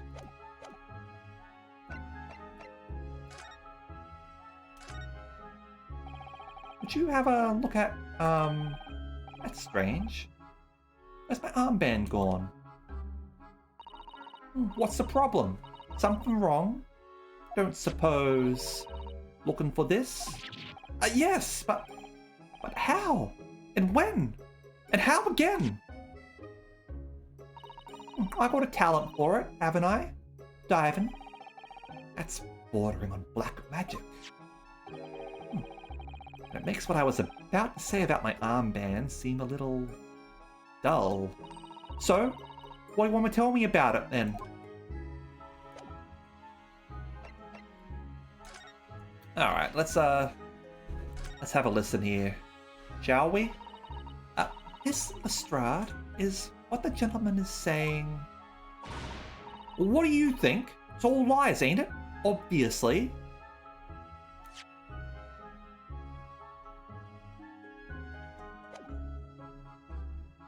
I think there's too many is's in there. I swear on me life, I ain't never laid eyes on that dandy before. Let's hear it now, you little ragamuffin. You stole it, didn't you? That ticket you brought in here just now? No, I swear it. I swear to God. It was barely an hour ago.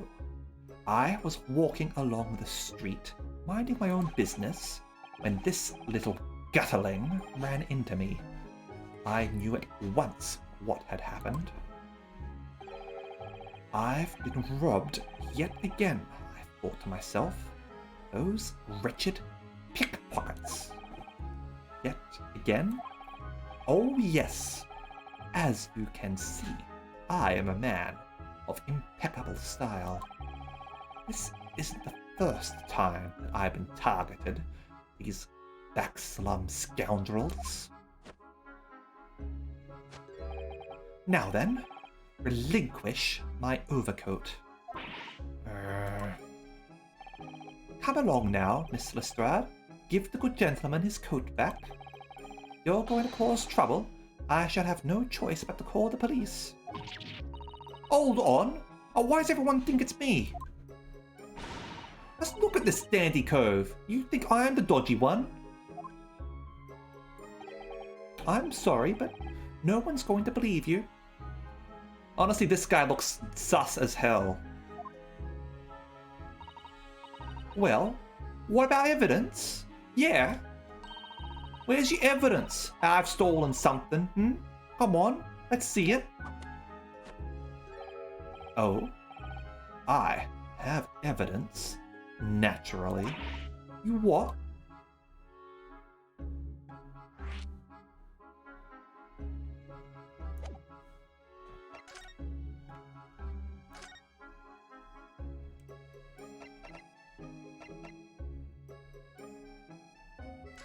Picture postcard gentleman. Excuse me, but who are you?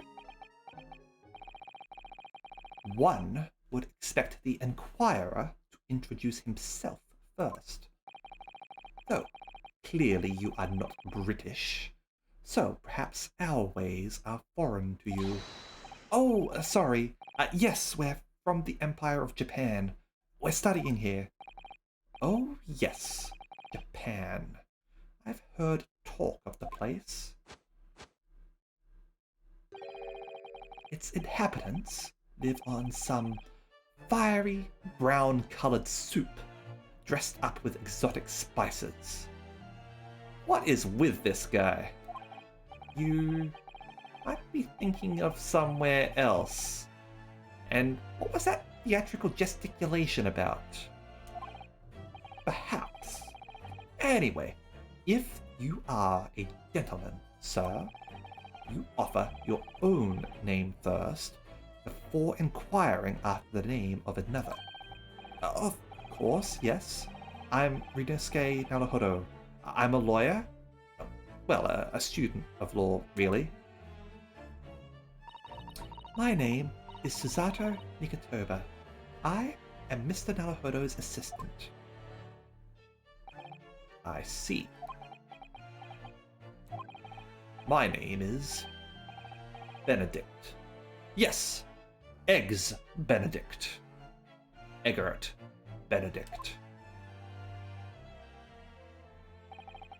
Enchanté.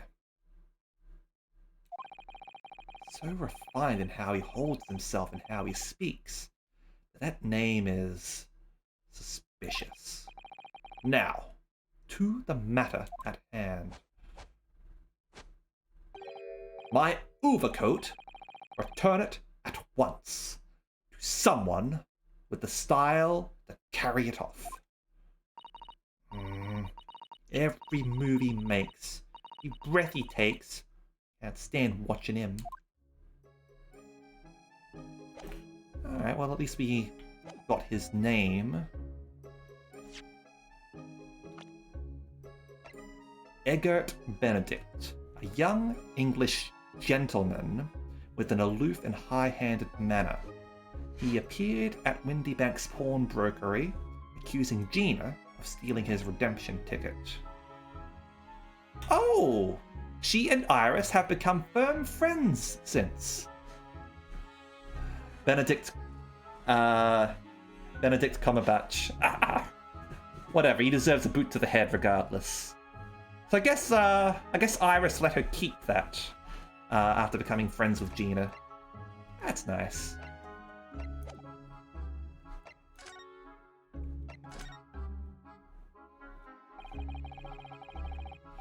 Evidence? that the article Miss Lestrade redeemed actually belongs to this gentleman. Of course. We need only consult Mr. Windybank's ledger to know the truth. We'll be able to look up the name of the person who deposited the article in the first place. Yes! Brilliant! I'm very sorry, but I'm afraid that won't be possible. Oh? I never ask customers' names. That's a strict policy of mine. But why not? Well now, as you can imagine, some of my customers have circumstances to consider. Great many of them prefer to maintain their anonymity. Ooh, you wouldn't be able to get away with that today. Yes, I see. Wouldn't you... What's your memory like? Do you remember the person who pawned the overcoat? But then, how can you know if an article belongs to the person asking to redeem it? Oh, it's quite simple. Good sir, might I trouble you for the watchword associated with the article in question? Of course. It's... Professor. Yes, that's right. And all the evidence we need. This gentleman is the rightful owner of the article, without doubt. A watchword. Interesting.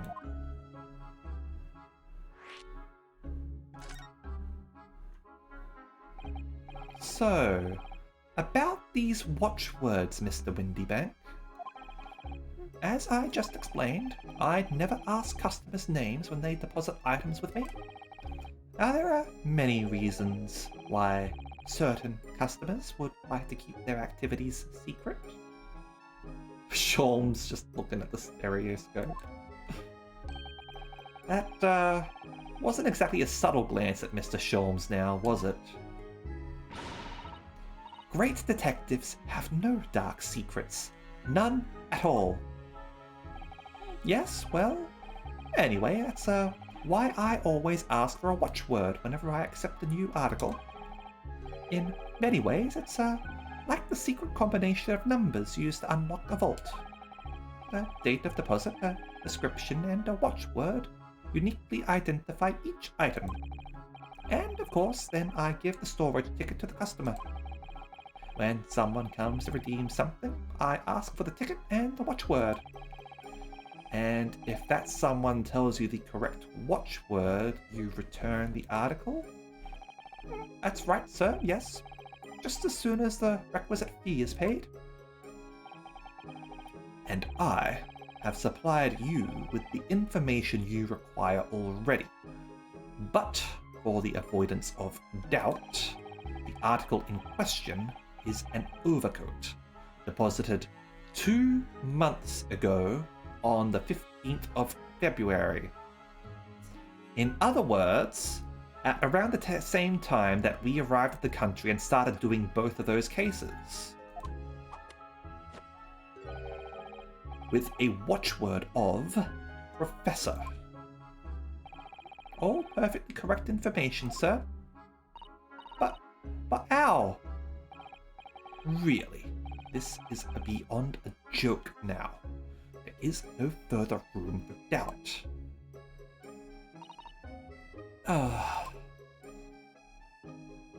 So did you know the watchword at all?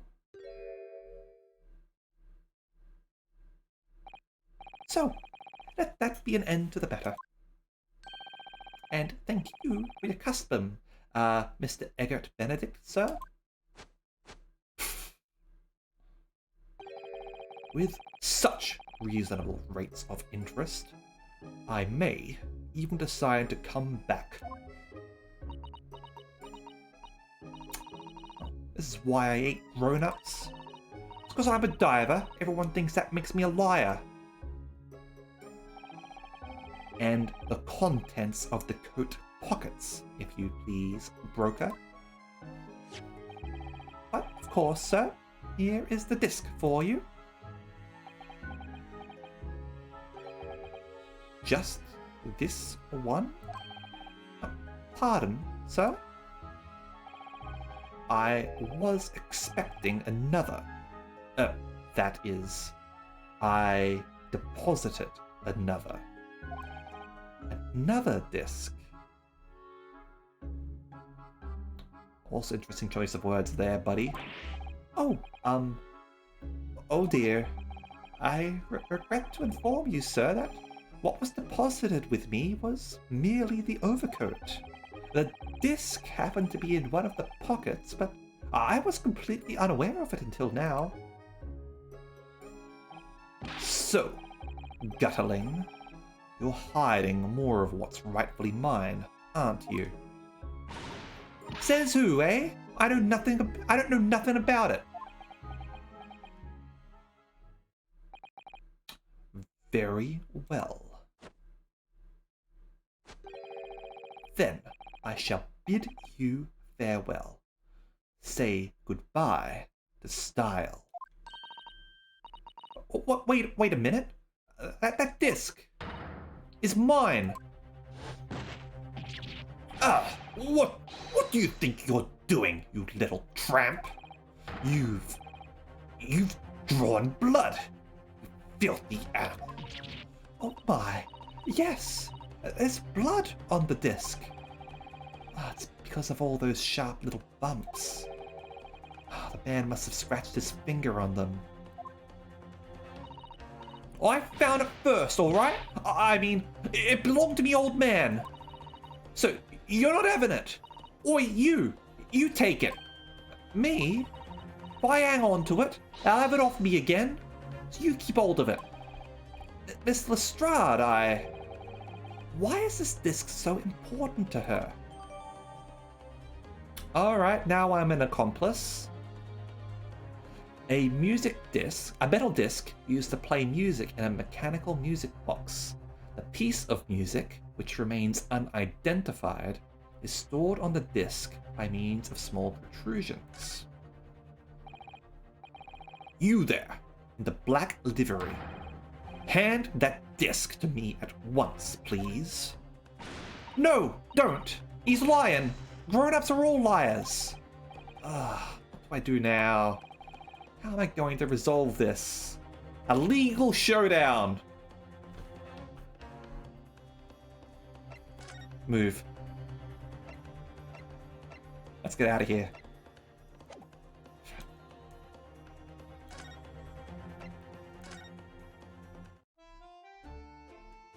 Alright, we're on the run. Apparently, you know the girl is technically a grown-up, right?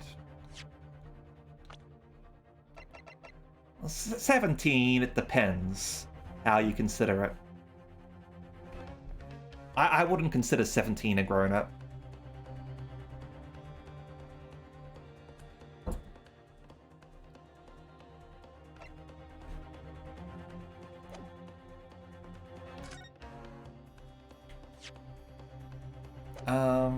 Hold on, let's examine the disc.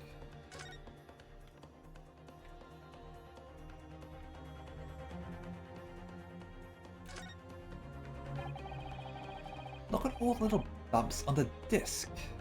They're so tiny. Yes, the protrusions are called pins, and they pluck the teeth of the comb to make notes. And just on the edge, there's a small amount of blood. Yes, the blood of the mysterious Mr. Eggert Benedict. And Miss Lestrade tried to grab the disc from him. The pin scratched his fingers, it seems. Like when you're grating some daikon radish and accidentally catch your finger. Ouch. Just thinking about it hurts. And puts me off eating radish.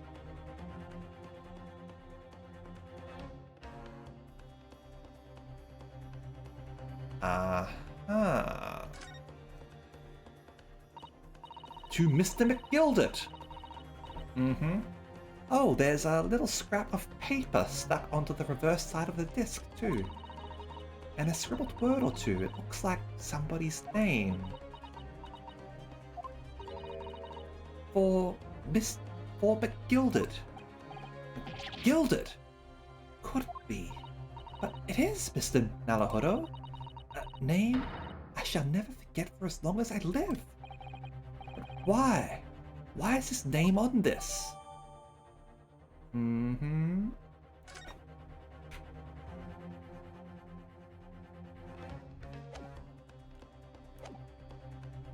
Well, for all I know, she might show up in the second game. I've got Sholmes over there. Mr. Sholmes? What are you examining with such keen interest there? Are you enjoying as you enjoy a bar of caramel, I see. Yeah, for the Irish moneylender.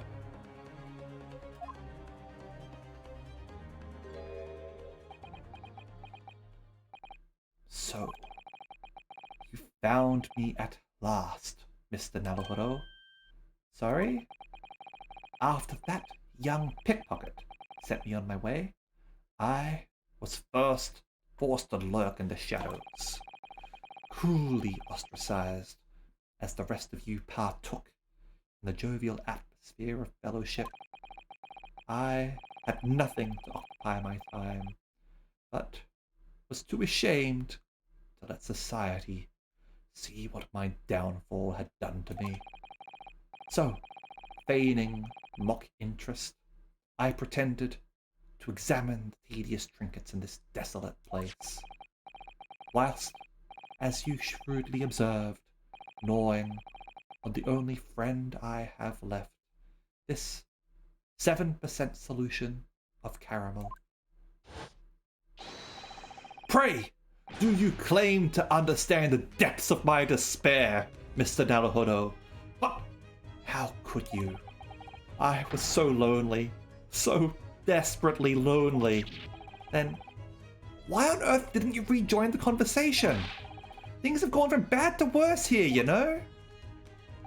Yes, I overheard much of your conversation.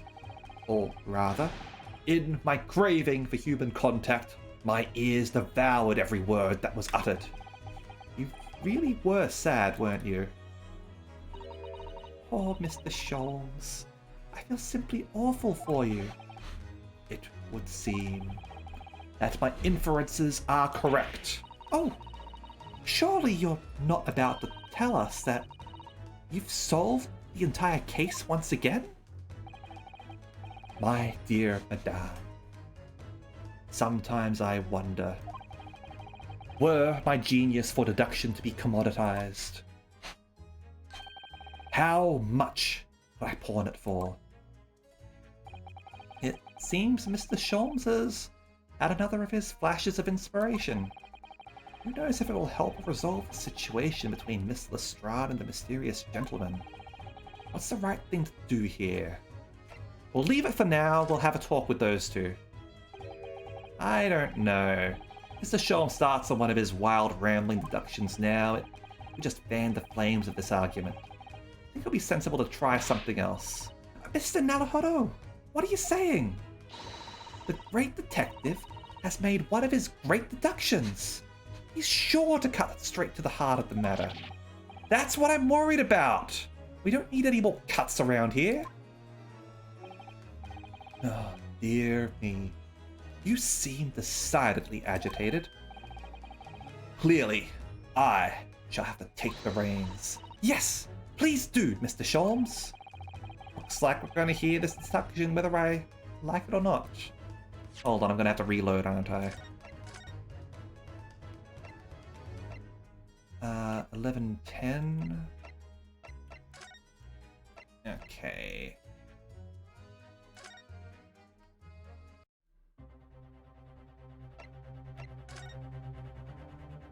Let's have a chat with all these people, I guess. Somehow I don't feel this is the right time to be browsing. This fraught situation. Find just the great thing we need among the articles in this shop.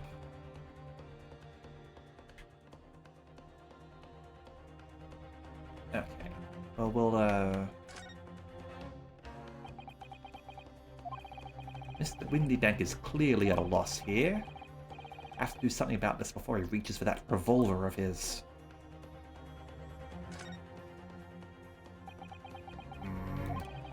Look at those piercing eyes. He's clearly in no mood to talk. Have to do something quickly before this mysterious gentleman leaves to fetch the police or something.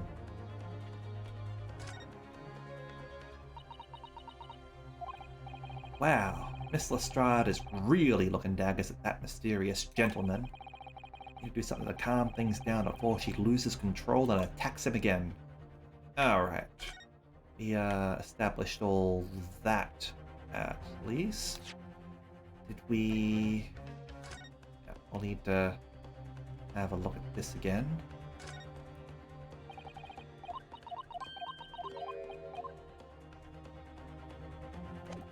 Oh, damn it. Pressed the wrong button.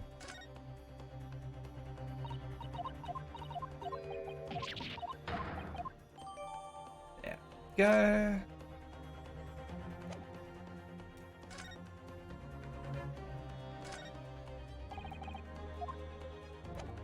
Yeah, nothing else. Okay. Alright, let's go talk with Sholmes then.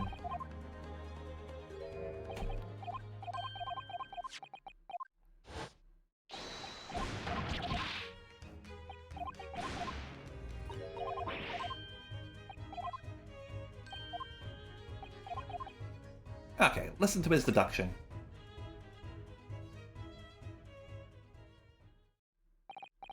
Well, Miss Lestrade, it would appear you find yourself in something of a predicament.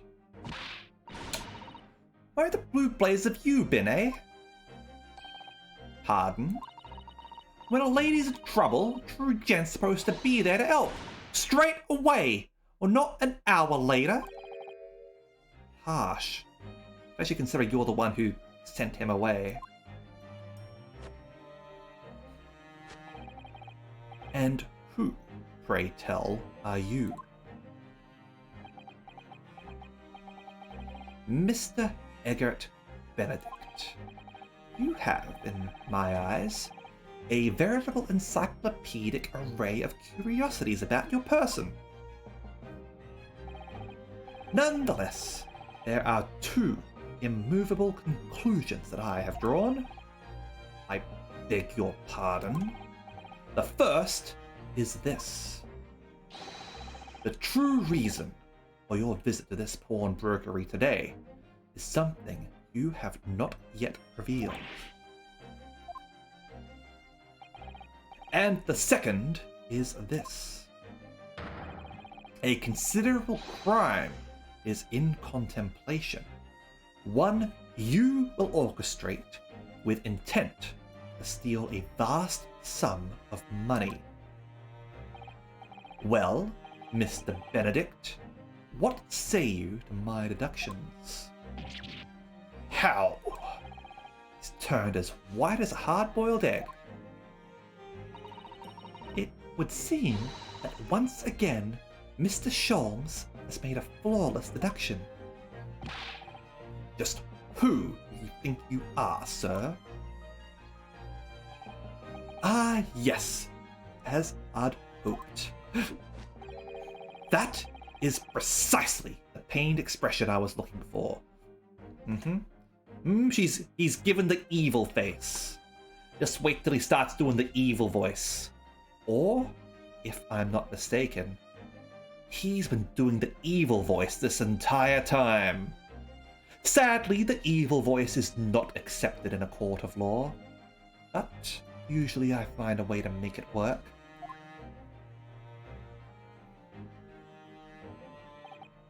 So, shall we begin? The time has come for yet another Herlock Sholmes's Logic and Reasoning Spectacular. The game is afoot, people. Topic 1. Mystery Man's aim. First of all, we must ask ourselves on what business you ventured to this pawnbrokery today? Yep, get the strong liquor ready. Actually, good point. Hold on, let me get the strong liquor. Give me a second.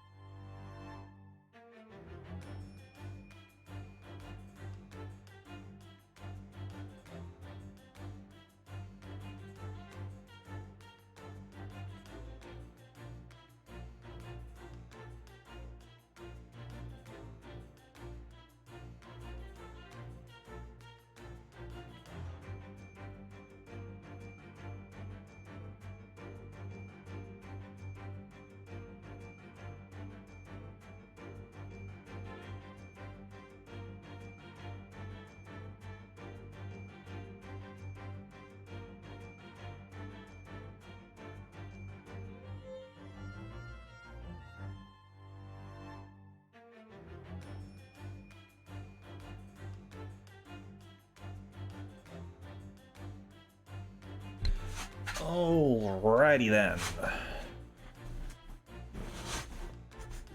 Let's get into this with some hard spirits. I made sure to grab the Irish whiskey that I've got. Writer's Tears, I've still got some of that. Let me have a quick sip.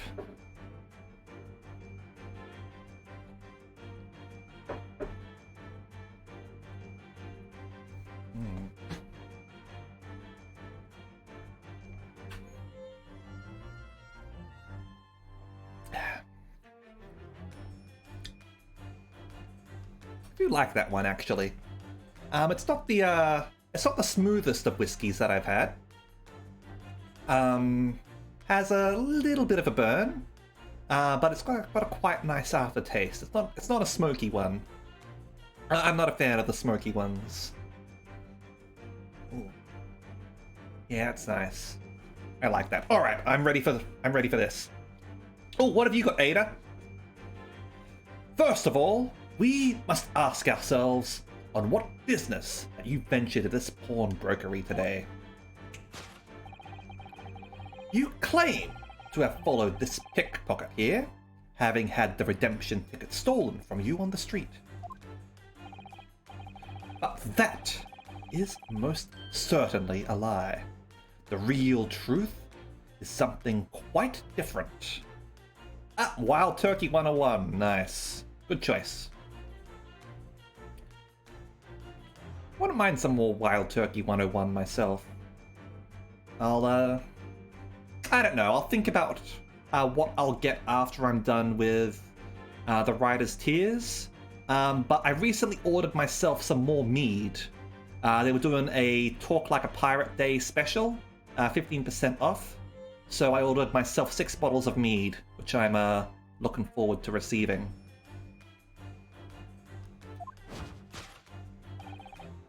As revealed by that which you hold in your hand. Yes, what brought you to this shop in the first place is the staff recruitment flyer. The piece of paper in your hand is a staff wanted advertisement from this very shop. Cherry mead, huh? Okay. The mead that I'm getting is sourced from... like... It's basically from like a husband-wife team, I guess. Like they're not a very sort of big company or anything like that. They just sort of like sell stuff through their website. But it's some nice stuff. I'm looking forward to getting some more of it. Because honestly, there's not a lot of mead available here, which is really unfortunate. The only sort of stuff that I can sort of find in the bottle shop is Maxwell's mead, which is nice. I do like it. Not the spiced one, the regular mead, but the one from the local one, or close enough to local. Interstate. No. Within state. Whatever, their stuff's nice. I like it. Yet, even the most unobservant would soon realize that a man of your appearance has no need of such employ. In other words, there is some ulterior motive for your actions. AG on that cane, huh? Which, interestingly enough, is the elemental code, the atomic number for gold, I think? I think AG is the atomic number for gold.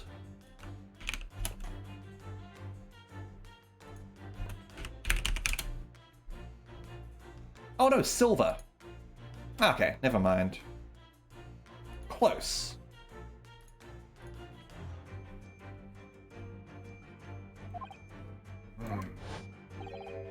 The cane, which you unwittingly clutch to your person, exhibits an incontrovertible contradiction. AU is gold. Gotcha. Yeah, close. No cigar. Or... What utter rot. I've had this cane for years. The contradiction of which I speak is, of course, the missing ferrule. The end of any walking cane would be terminated with a metal ferrule to protect the wooden tip. And yet, detailed analysis shows the wooden tip of this stick to be utterly bare. Therefore, there is only one conclusion. The rod that you hold in your hand, which appears to be a walking cane, is in fact no cane at all. It's a sword cane. You recoil, sir. Is something wrong? And in your recoiling, you inadvertently facilitate the answer to the next conundrum to present itself. Namely, what is the truth behind this rod you bear? Yes, your reaction betrays the truth. The handle, which you evidently would like to conceal, is the key to understanding this riddle, you see. From the moment I saw it, my suspicions were aroused. What walking cane demands such a stout handle, mused I. But of course, as I said, this is no walking cane. No, that rod is the broken handle of a shovel. What? Are you insane? And now, having determined this undeniable truth, the conclusion is clear. Your true motive for coming here was to take employment at this establishment in order to excavate the ground beneath the premises. What a calculated crime you have conceived, sir. A wickedly calculated crime.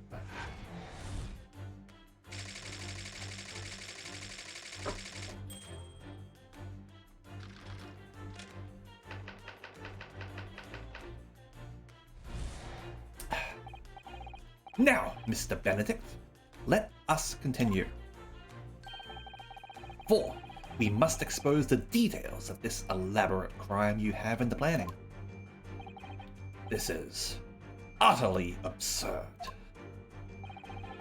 You suggest that I, a gentleman, intend to excavate the ground beneath this pawnbrokery with a broken shovel? What on earth do you propose I could expect to find there? Some long-forgotten treasure, I suppose? Save for such a fanciful theory, what possible reason could I have to do as you say? Oh, but there is ample reason. As you are only too well aware, Mr. Benedict. Ah, and your furtive glance is more telling than I could have hoped. What? Let us consider what would motivate a man to infiltrate a shop such as this and covertly dig beneath its floor.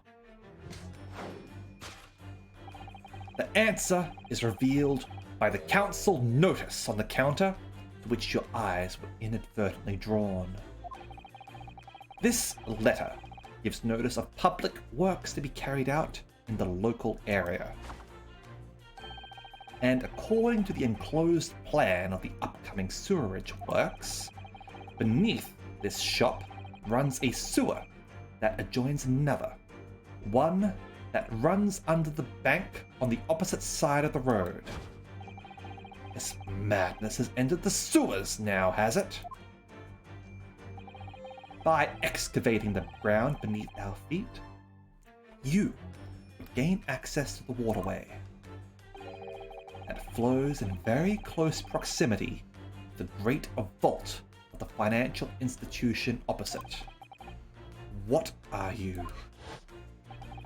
In summary, sir, you devised a master plan to pull off an elaborate bank robbery by dint of the underground tunnels. Master plan? Which brings us at last to the final chapter of this lurid scheme. With what plunder did the thief hope to make off from the underground vault of the bank? Are you quite serious? Having consulted the Scotland Yard some days ago, I happen to know the answer. But naturally, the answer is no secret to you, is it, Mr. Benedict? I have no idea what you're talking about.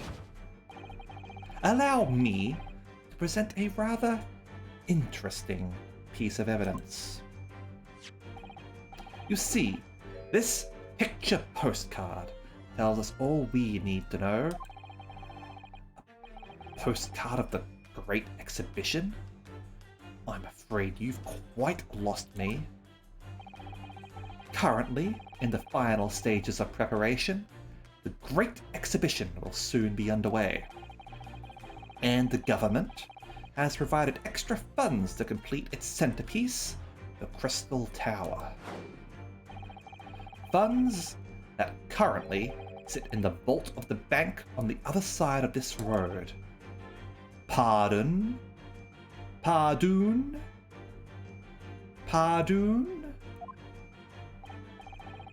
Yes, the considerable crime you have been contemplating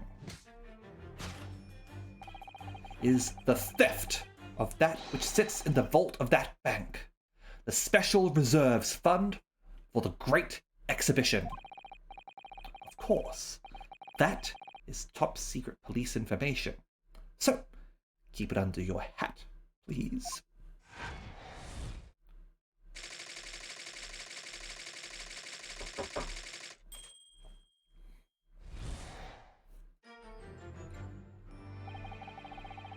Thus concludes Herlock Sholmes's great deduction of this pawnbroking puzzle.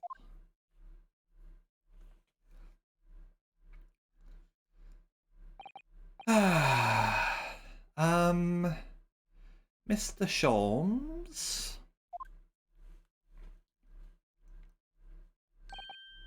Well, Mr. Naruhodo, an impressively upbeat deduction for a detective racked with loneliness, would you not agree?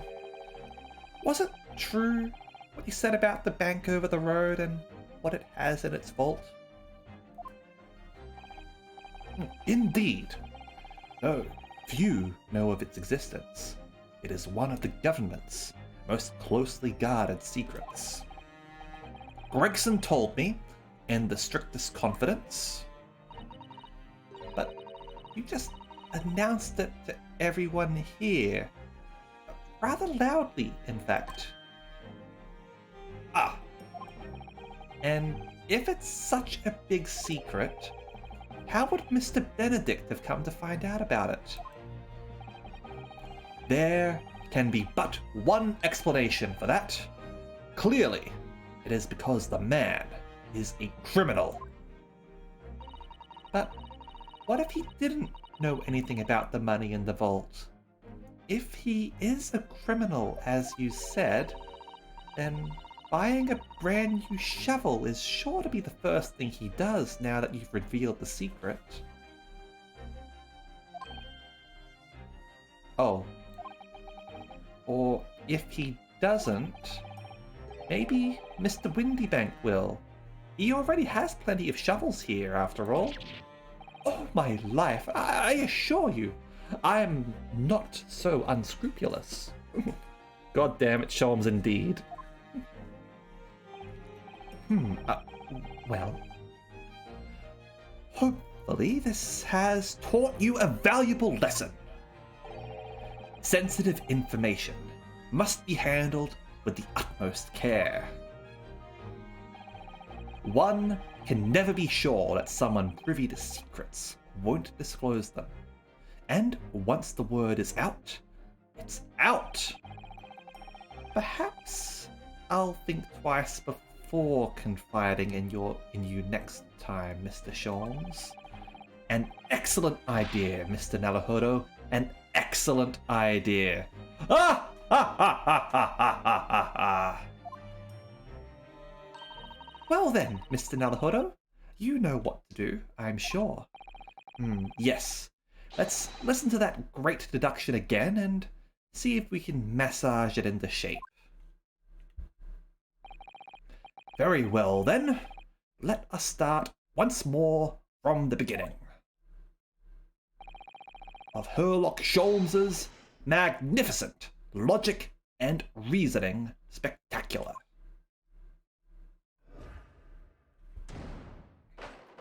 Alright, hold it, Mr. Sholmes. There's some key problems here. Okay, let's ask ourselves on what business ventured into the pawnbroker. Claim to have followed the pickpocket, following the redemption ticket. But that is a lie. Real truth is something different.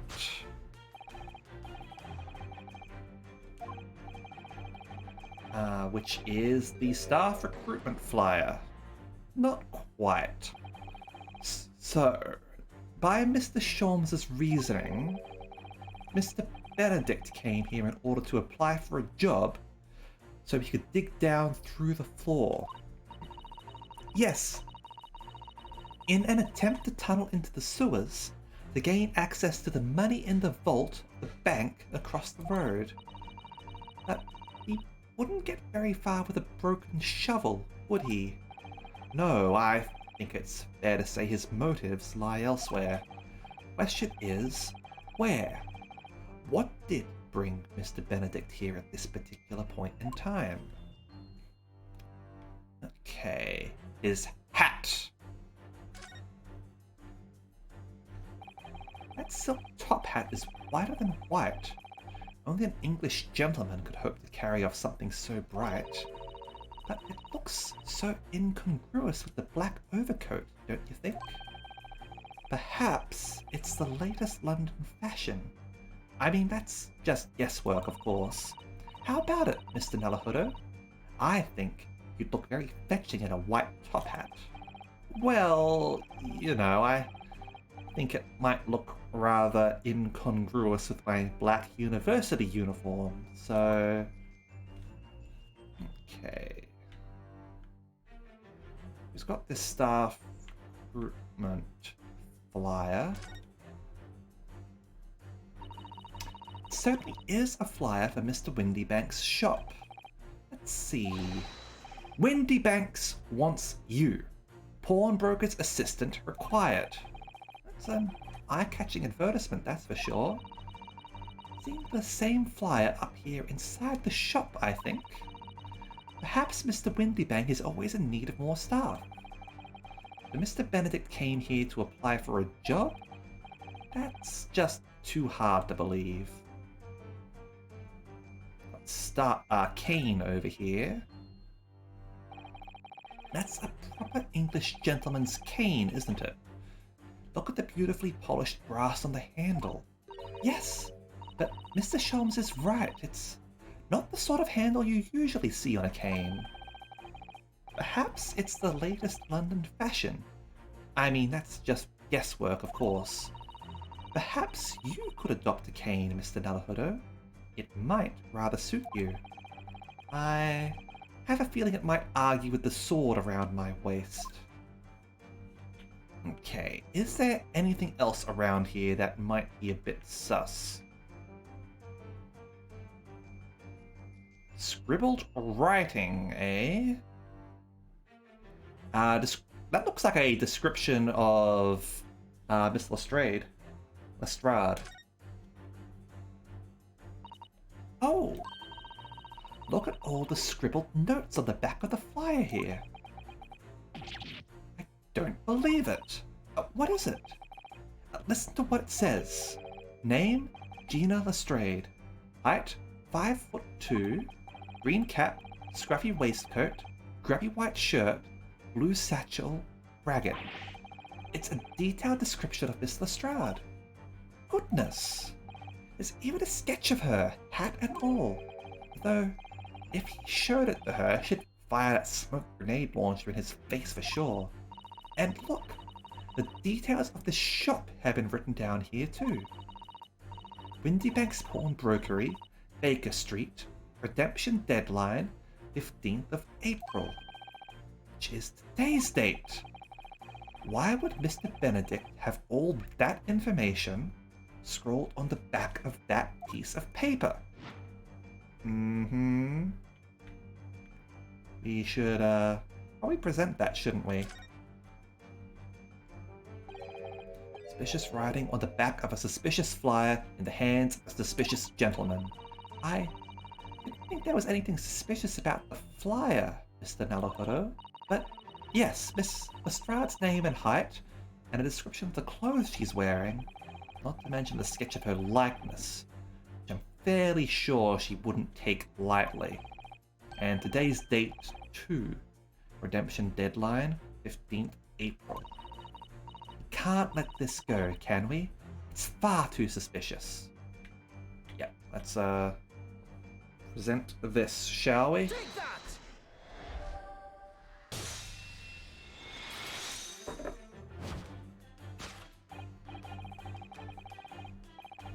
Yes!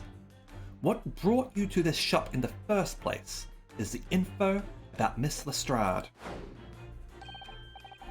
Quite so, my dear fellow. It would appear that the writing and sketch on the reverse of the flyer pertain to the pickpocket Miss Lestrade and the Mr. Windybank's Pawnbrokery here. Ah. You originally told us that you had merely given chase after Miss Lestrade stole the redemption ticket from you. But that, sir, is a thinly veiled lie. It is the information on the back of the flyer that led you here today. By which I mean, here, the Windybank's Pawnbrokery, and today, the redemption deadline of that overcoat. So, you waited outside for the young girl, matching the description you have written down to arrive. And you have gone to some lengths to hide the reason for your pursuit of Miss Lestrade. In other words, there is some ulterior motive for your actions. cane? Yep. Incontrovertible conviction, had the cane for years.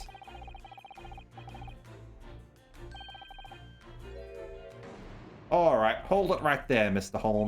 Sholmes. What's a ferrule? It's the metal cap commonly found on the end of a cane, Mr. Naruhodo. Ah, the bit that makes the nice clacking sound of the pavement? Yes, exactly. And Mr. Sholmes is right. It appears to be missing on this cane. But it doesn't actually look broken, does it? No, it doesn't. Though the gentleman certainly did recoil when Mr. Sholmes identified the cane as suspicious. In other words, there's some secret about the cane that Mr. Benedict would rather we don't know. Alright. We'll have a look at this part here. End of this cane is just bare wood. Yes, and according to Mr. Sholmes' deduction, this is where the shovel blade would have been attached. Couldn't it just be that the tip fell off? I'm sorry, Mr. Naruhodo, but I couldn't possibly speculate.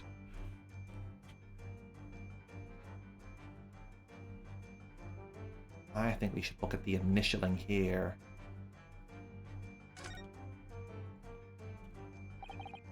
Look here, Miss Susato. There are some letters on the handle.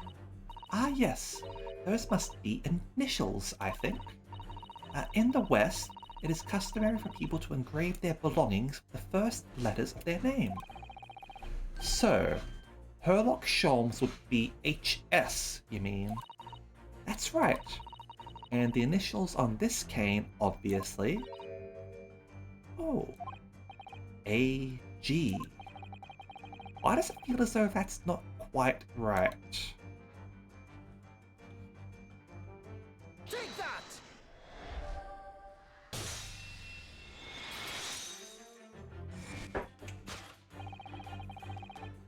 The contradiction of which I speak, of course, is the initialing.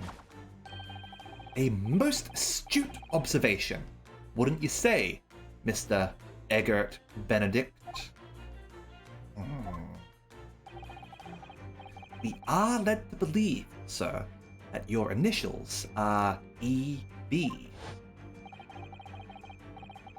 Yet, in a most possessive manner, you have in your grasp a cane bearing the initials AG.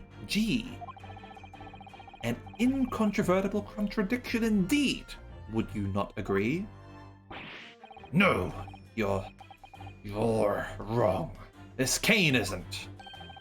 You said before that you'd had this cane for years. So don't try and tell us that you just borrowed it from a friend or found it in the park. In short, though you hold yourself to be a gentleman, you have withheld your true name.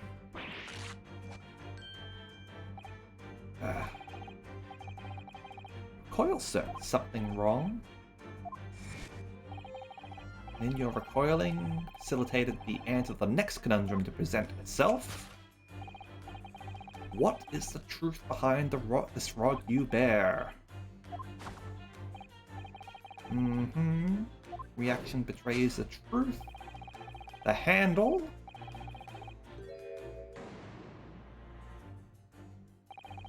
Let's consider the bare bones of what's happened here. Miss Lestrade redeemed that fine-looking overcoat, and now a mysterious man has appeared, introducing himself with a fake name and claiming that the overcoat belongs to him. But we know that he actually identified Miss Lestrade from a written description, which suggests that everything else he's told us is untrue. So what we need to do here is somehow prove that the overcoat cannot possibly belong to him. Stylish hat again? closely at this hat for some time now, and it suddenly occurred to me that a bright white top hat like that might be just the hat for me. You like it, don't you? Do you? I think I do. Don't I? Well, in that case, you could see if there isn't something similar among Mr. Windybank's forfeited items. After we've concluded our investigation, we must focus on the task in hand at the moment. Right. Hats later. Aha. We heard that rip before. So I think this could be important. In that the coat does not fit him.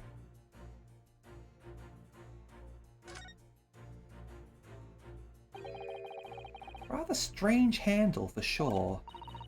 Yes, certainly unusual for a gentleman's cane.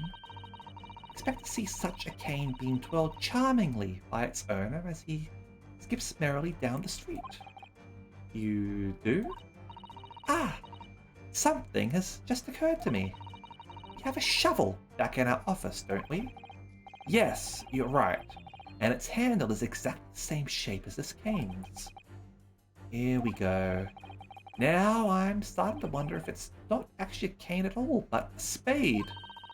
Mr. Sholmes' deductions are curiously compelling, aren't they? Still going on about the spade, huh? A shovel. Oh! The seam of this shoulder there is coming apart. Look. So it is. Do you know, a moment ago when Mr. Benedict was surprised by something that was said, I thought I heard him make a rather strange noise. It sounded a bit like a tiny growl. But now, I think it was probably the sound of this seam ripping open. If you look closely, it does seem to be a very tight fit. Sleeves are stretched to bursting and he wouldn't have a hope of fastening it out the front. If he were to run around in it, I'm sure the whole thing would fall apart. That I'd like to see. Sorry? So how can we make Mr. Benedict run around? He's really giving this some thought. Miss Susato!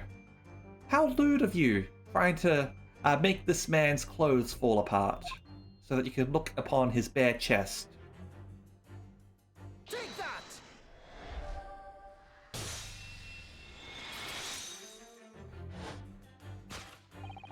The split seam, which you evidently would like to conceal, is the key to understanding this riddle, see? Yes, because the overcoat is rather obviously a poor fit. Having forced it over your broad shoulders, the seam is already breaking apart. My suspicions were aroused from the outset. When you so boldly lied about your name, and so boldly waylaid this pickpocket. Boldly and boldly, nice. This catalogue of untruths has all been for one very specific purpose. To steal the article that the young girl redeemed from Mr. Windybank.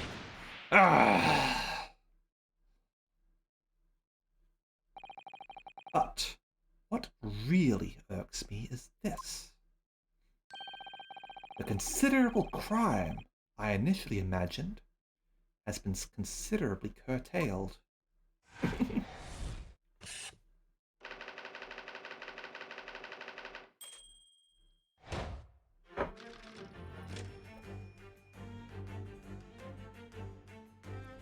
All right. Now, Mr. Benedict, let's proceed. Expose the details of this elaborate crime. Utterly absurd. Just that I designed a wheeze to filch some tawdry article of pawnage. Have you forgotten that I have redeemed the article in the proper manner using the watchword? Had I not been the one to deposit it in the first place, how could I possibly have known the relevant details? N'est-ce pas? But the watchword can be discovered. As you are only too well aware, Mr. Benedict. Ah, and your furtive glance is more telling than I could have hoped. What? Let us consider how one might come to learn a secret watchword relating to the pawned property of another. Method of this revealed by the council notes. The direction of the deduction must change rather dramatically now, I think. Yes. No more talk of tunneling into the sewers. It is a pity because it all sounded rather exciting. Anyway, you can't deny that this mysterious gentleman did know the watchword. Yes. Professor. If you didn't know that word, Mr. Windybank would never allow you to redeem the article. Or, looking at it another way, if you did know that word, Mr. Windybank would allow you to redeem the article whether it was yours or not. So, the question is, could this gentleman have found the watchword out somehow? Let's have a look around, shall we? There's a dog over there. Notelet. Pawnbroker's revolver. Is this Mr. Windybank's gun? Yes, loaded with only one bullet, he said. It would appear that being a pawnbroker is a very life or death profession. That might just be this particular establishment.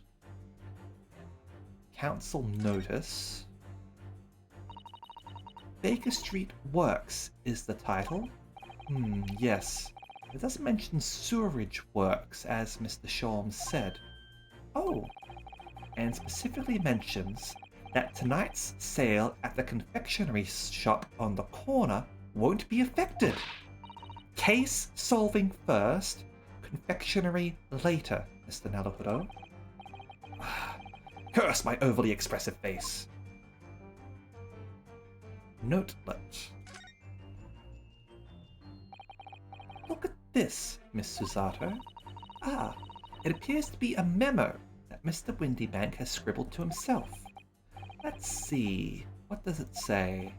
Oh, Professor.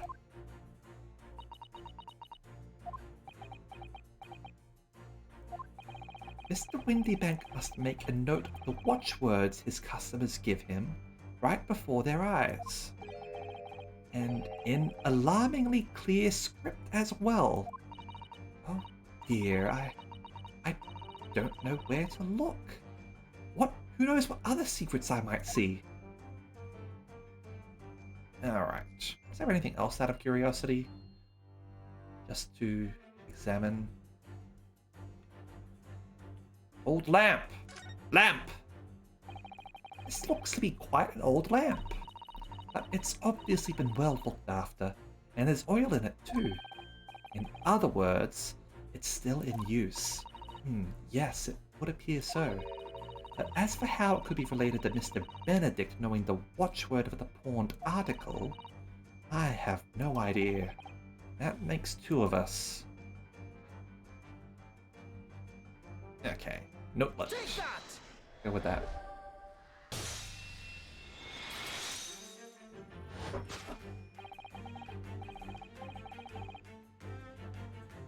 The method is revealed by the notelet on the counter, to which your eyes were inadvertently drawn. Yes, the pawnbroker here follows the same procedure whenever a customer comes to redeem an article. He asks the customer for the watchword and notes down the response uttered on a notelet he has to hand. Then, he consults his ledger and confirms whether or not the watchword matches that of the article in question. I would expect nothing less of a diligent pawnbroker. But his diligence clearly has its disadvantages. What are you talking about? It is increasingly apparent that you were present in this shop before the accusation against Miss Lestrade. In all likelihood, you followed her inside and then observed her talking to Mr. Windybank. When the diligent pawnbroker made a note of the watchword, as is his common practice, you observed him writing the word professor on the notelet beside the ledger.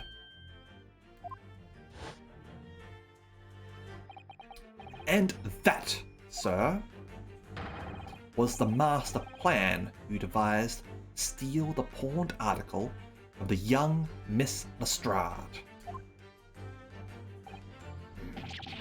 Master plan? Which brings us at last to the final chapter of this lurid scheme. Why would you go to such lengths to redeem that particular article from this pawnbroker? Are you quite serious? For an ill-fitting overcoat hardly seems to justify the effort, much less a worthless music box disc. But naturally, you had a very good reason to make them yours, didn't you, Mr. Benedict? I have no idea what you're talking about. Allow me to present a rather interesting piece of evidence. You see, picture postcard. Really, articles we're talking about are the overcoat and the music box disc that was in one of the pockets, which according to Mr. Windybank isn't even worth a penny. And yet, this man went to such lengths to steal them. Why? I wonder if perhaps we already have the evidence we need to explain it, Mr. Naruhodo. Could we? Really? I'd better have a thorough look through all the evidence we've collected so far. Take that!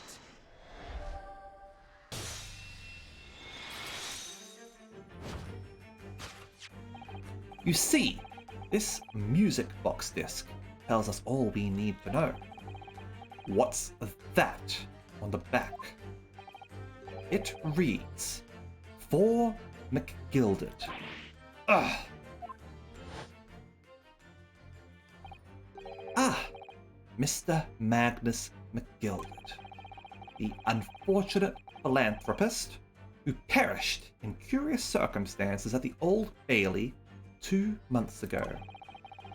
A prominent man in London, though his loan-mongering demonstrated a distinct lack of scruples. So, you're an associate of his, are you? Or perhaps a subordinate? Mr. McGilded was a man of unusually small stature. In fact, he was precisely the right size for that overcoat that you've squeezed yourself into. Your true identity remains shrouded in mystery, Mr. Eggert Benedict. But the final conclusion here is crystal clear. The reason you came to this pawnbrokery today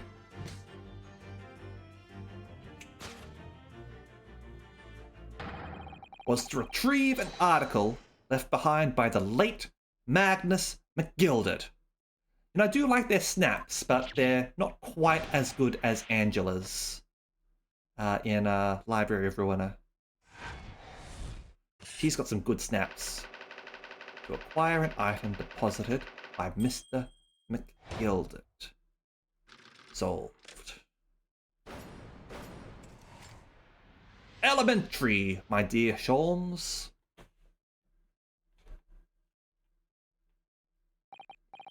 Okay. And let us save the game here. And we will end the stream for the night, I think. As we have reached that time of night where it is time for us to conclude the stream. I think that went pretty well. We managed to go slightly over, but we found a good sort of stopping point there. So no worries for how things are going in that respect. I'm not feeling completely worn out, which is important. And yeah, everything seems to have gone all right. Anyway, we are going to go raid Old Man Craven, who's playing some Darkest Dungeon, because Darkest Dungeon's a pretty cool game, I have to say. And tomorrow, we're going to be playing some more Library of Ruina, which will also be on the next day. This will be at 1 p.m. my time. So no changes there. That's still going to be going for 4 hours, because that's an easier stream, despite being more complicated in terms of thinking. And Thursday, at the corrected time of 9 p.m., will be our reading stream of The Combat Baker and The Automaton Waitress. Alright? So, thank you very much, and I hope to see you all next time, okay? See ya!